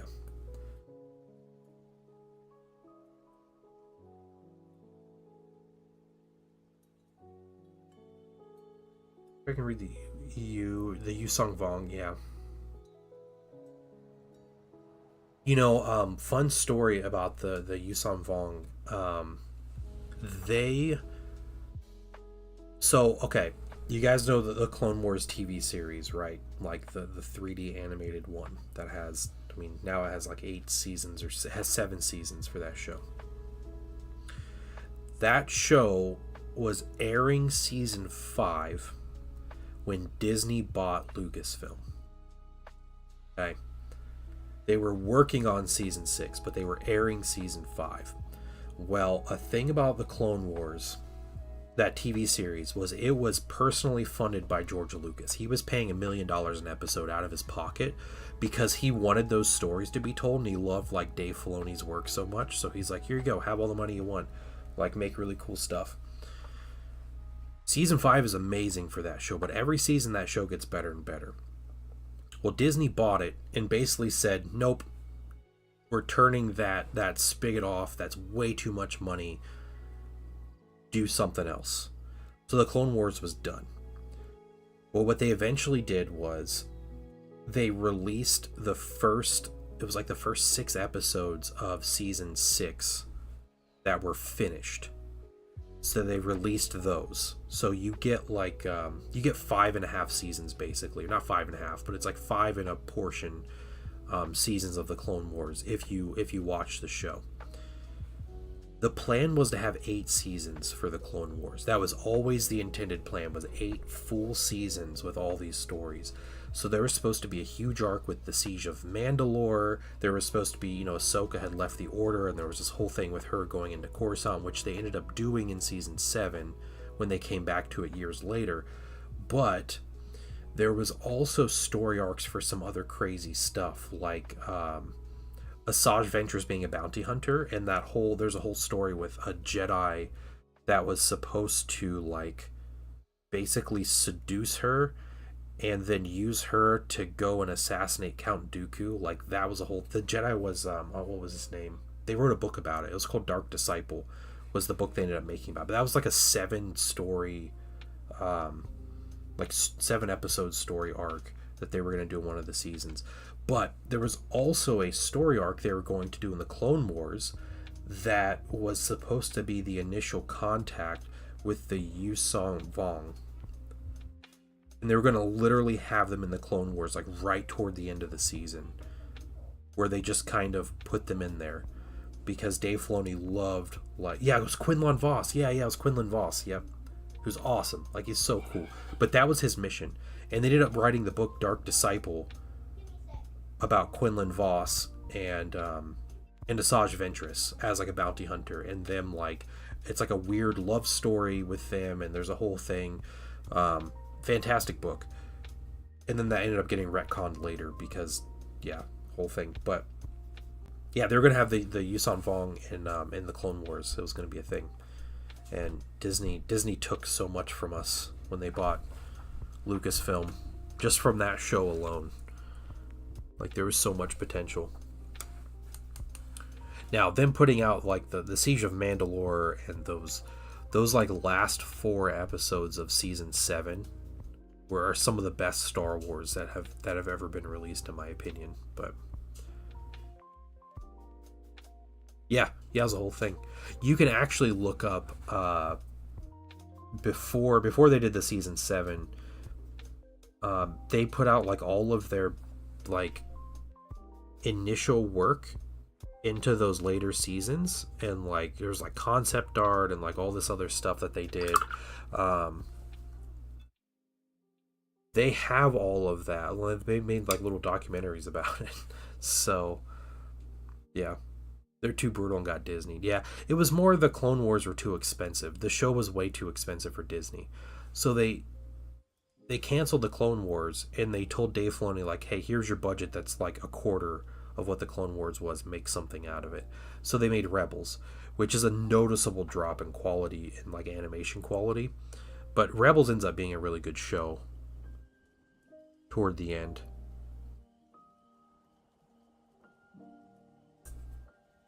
But it never got the funding. And now Disney is like, they're kind of happy with the direction that the animation has gone, so it is really jarring, yeah. It's unfortunate too, because Rebels, like, you can tell Disney definitely wanted a more child-friendly show. Like, Clone Wars is very child-friendly, but they wanted it more so, and so then they start off with with Rebels, and it's like square one with Clone Wars again, right?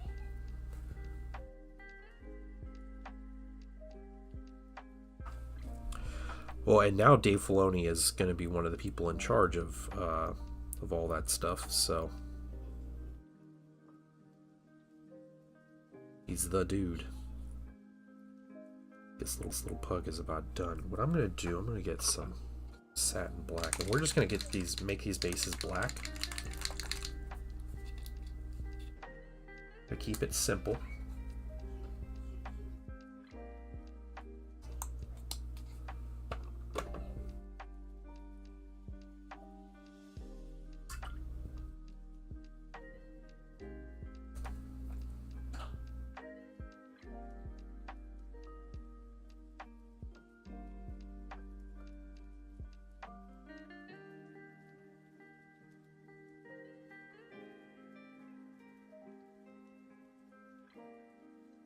Give him money and leave him alone. Yeah.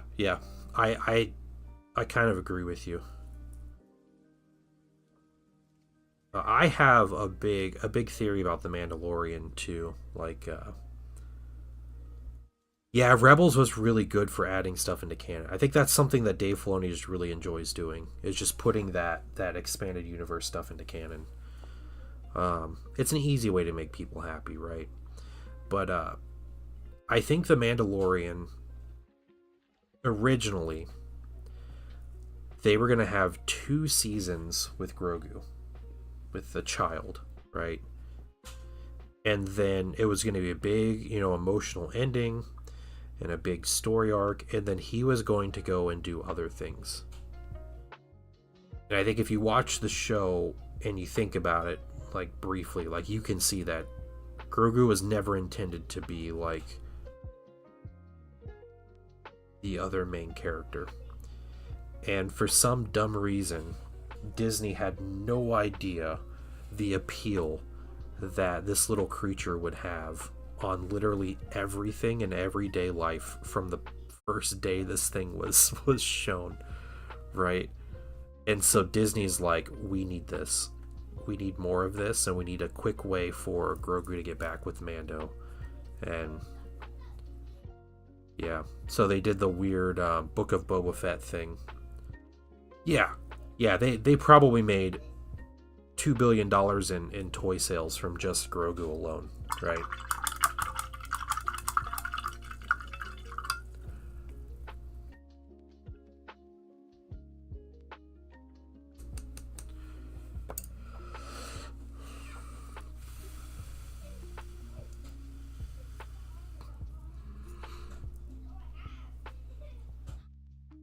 Yep, Grogu the cash cow. Poor Grogu.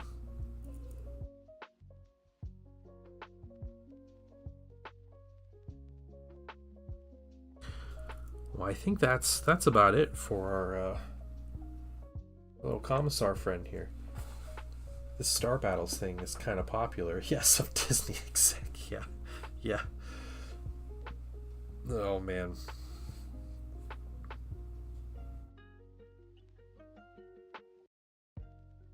Who would have thought? Well, I'm excited to paint some Star Wars minis here eventually, and I will also be May the 4th. I don't know what day is May the 4th. I think it's a weekday. It's a Monday. I might have to stream anyway and paint a Star Wars mini. Pugassar Bark. Yeah. Yep. We're just going all in on the memes here. Who do I paint next? Let's see. I think we'll paint a big one next. I think I will do this horrifying little guy. 1 second, guys. 1 second. We're going to paint this absolute terror. That's what we'll do next.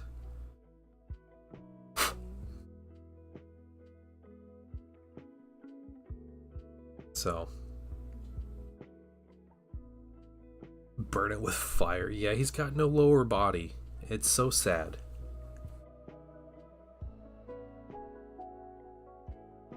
He replaced his lower body with the crawler legs. But yeah, we're gonna paint this guy next. Lieutenant Dan? No.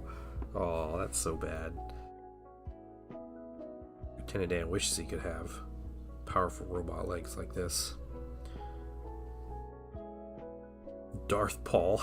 Yeah, that's great.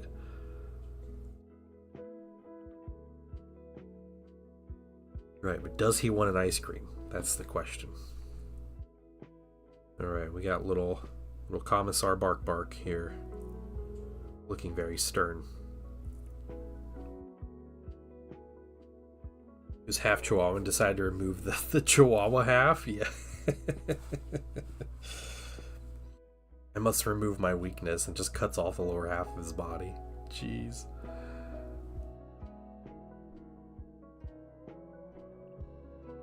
Man, that's a mini for Star Wars Legion I'd love to see. Darth Maul with the spider legs. That'd be wild.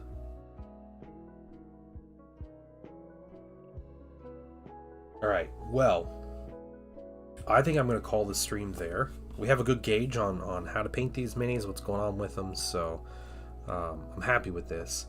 Next week, my number one goal is to finish all 6 of these, the remaining 5 of these minis. This one, and there's a motorcycle one that'll probably take a little while. They haven't gotten to post Endor. No, they have like Din Djarin and Grogu, and like IG-11, but otherwise no. I think they have some Imperial Remnant stuff. So yeah, I guess they have gone post Endor, because they have Moff Gideon and yeah, they have an actual rules for Imperial Remnant, but they don't have like New Republic. They don't have like sequel trilogy stuff yet, which I don't know, maybe happening sometime. Shatterpoint's getting sequel trilogy stuff now, which is a first.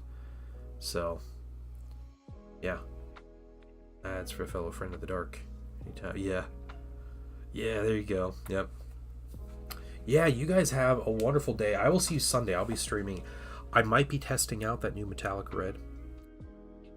I might be oh man, Big Papa, thank you for gifting another sub, man.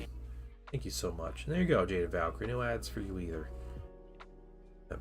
Getting sequel stuff. Okay, have they been getting... I just saw like some of the sequel stuff they announced last weekend. So yeah, I'll be on Sunday night, guys. That is the plan. It is Easter Sunday, so there's a possibility. All right, don't bet your children's lives or something on me streaming Sunday night. But I would like to stream Sunday night.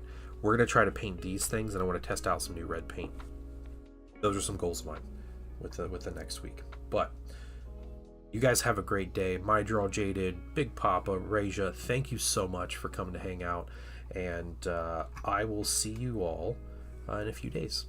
Have a great weekend. Bye, everybody.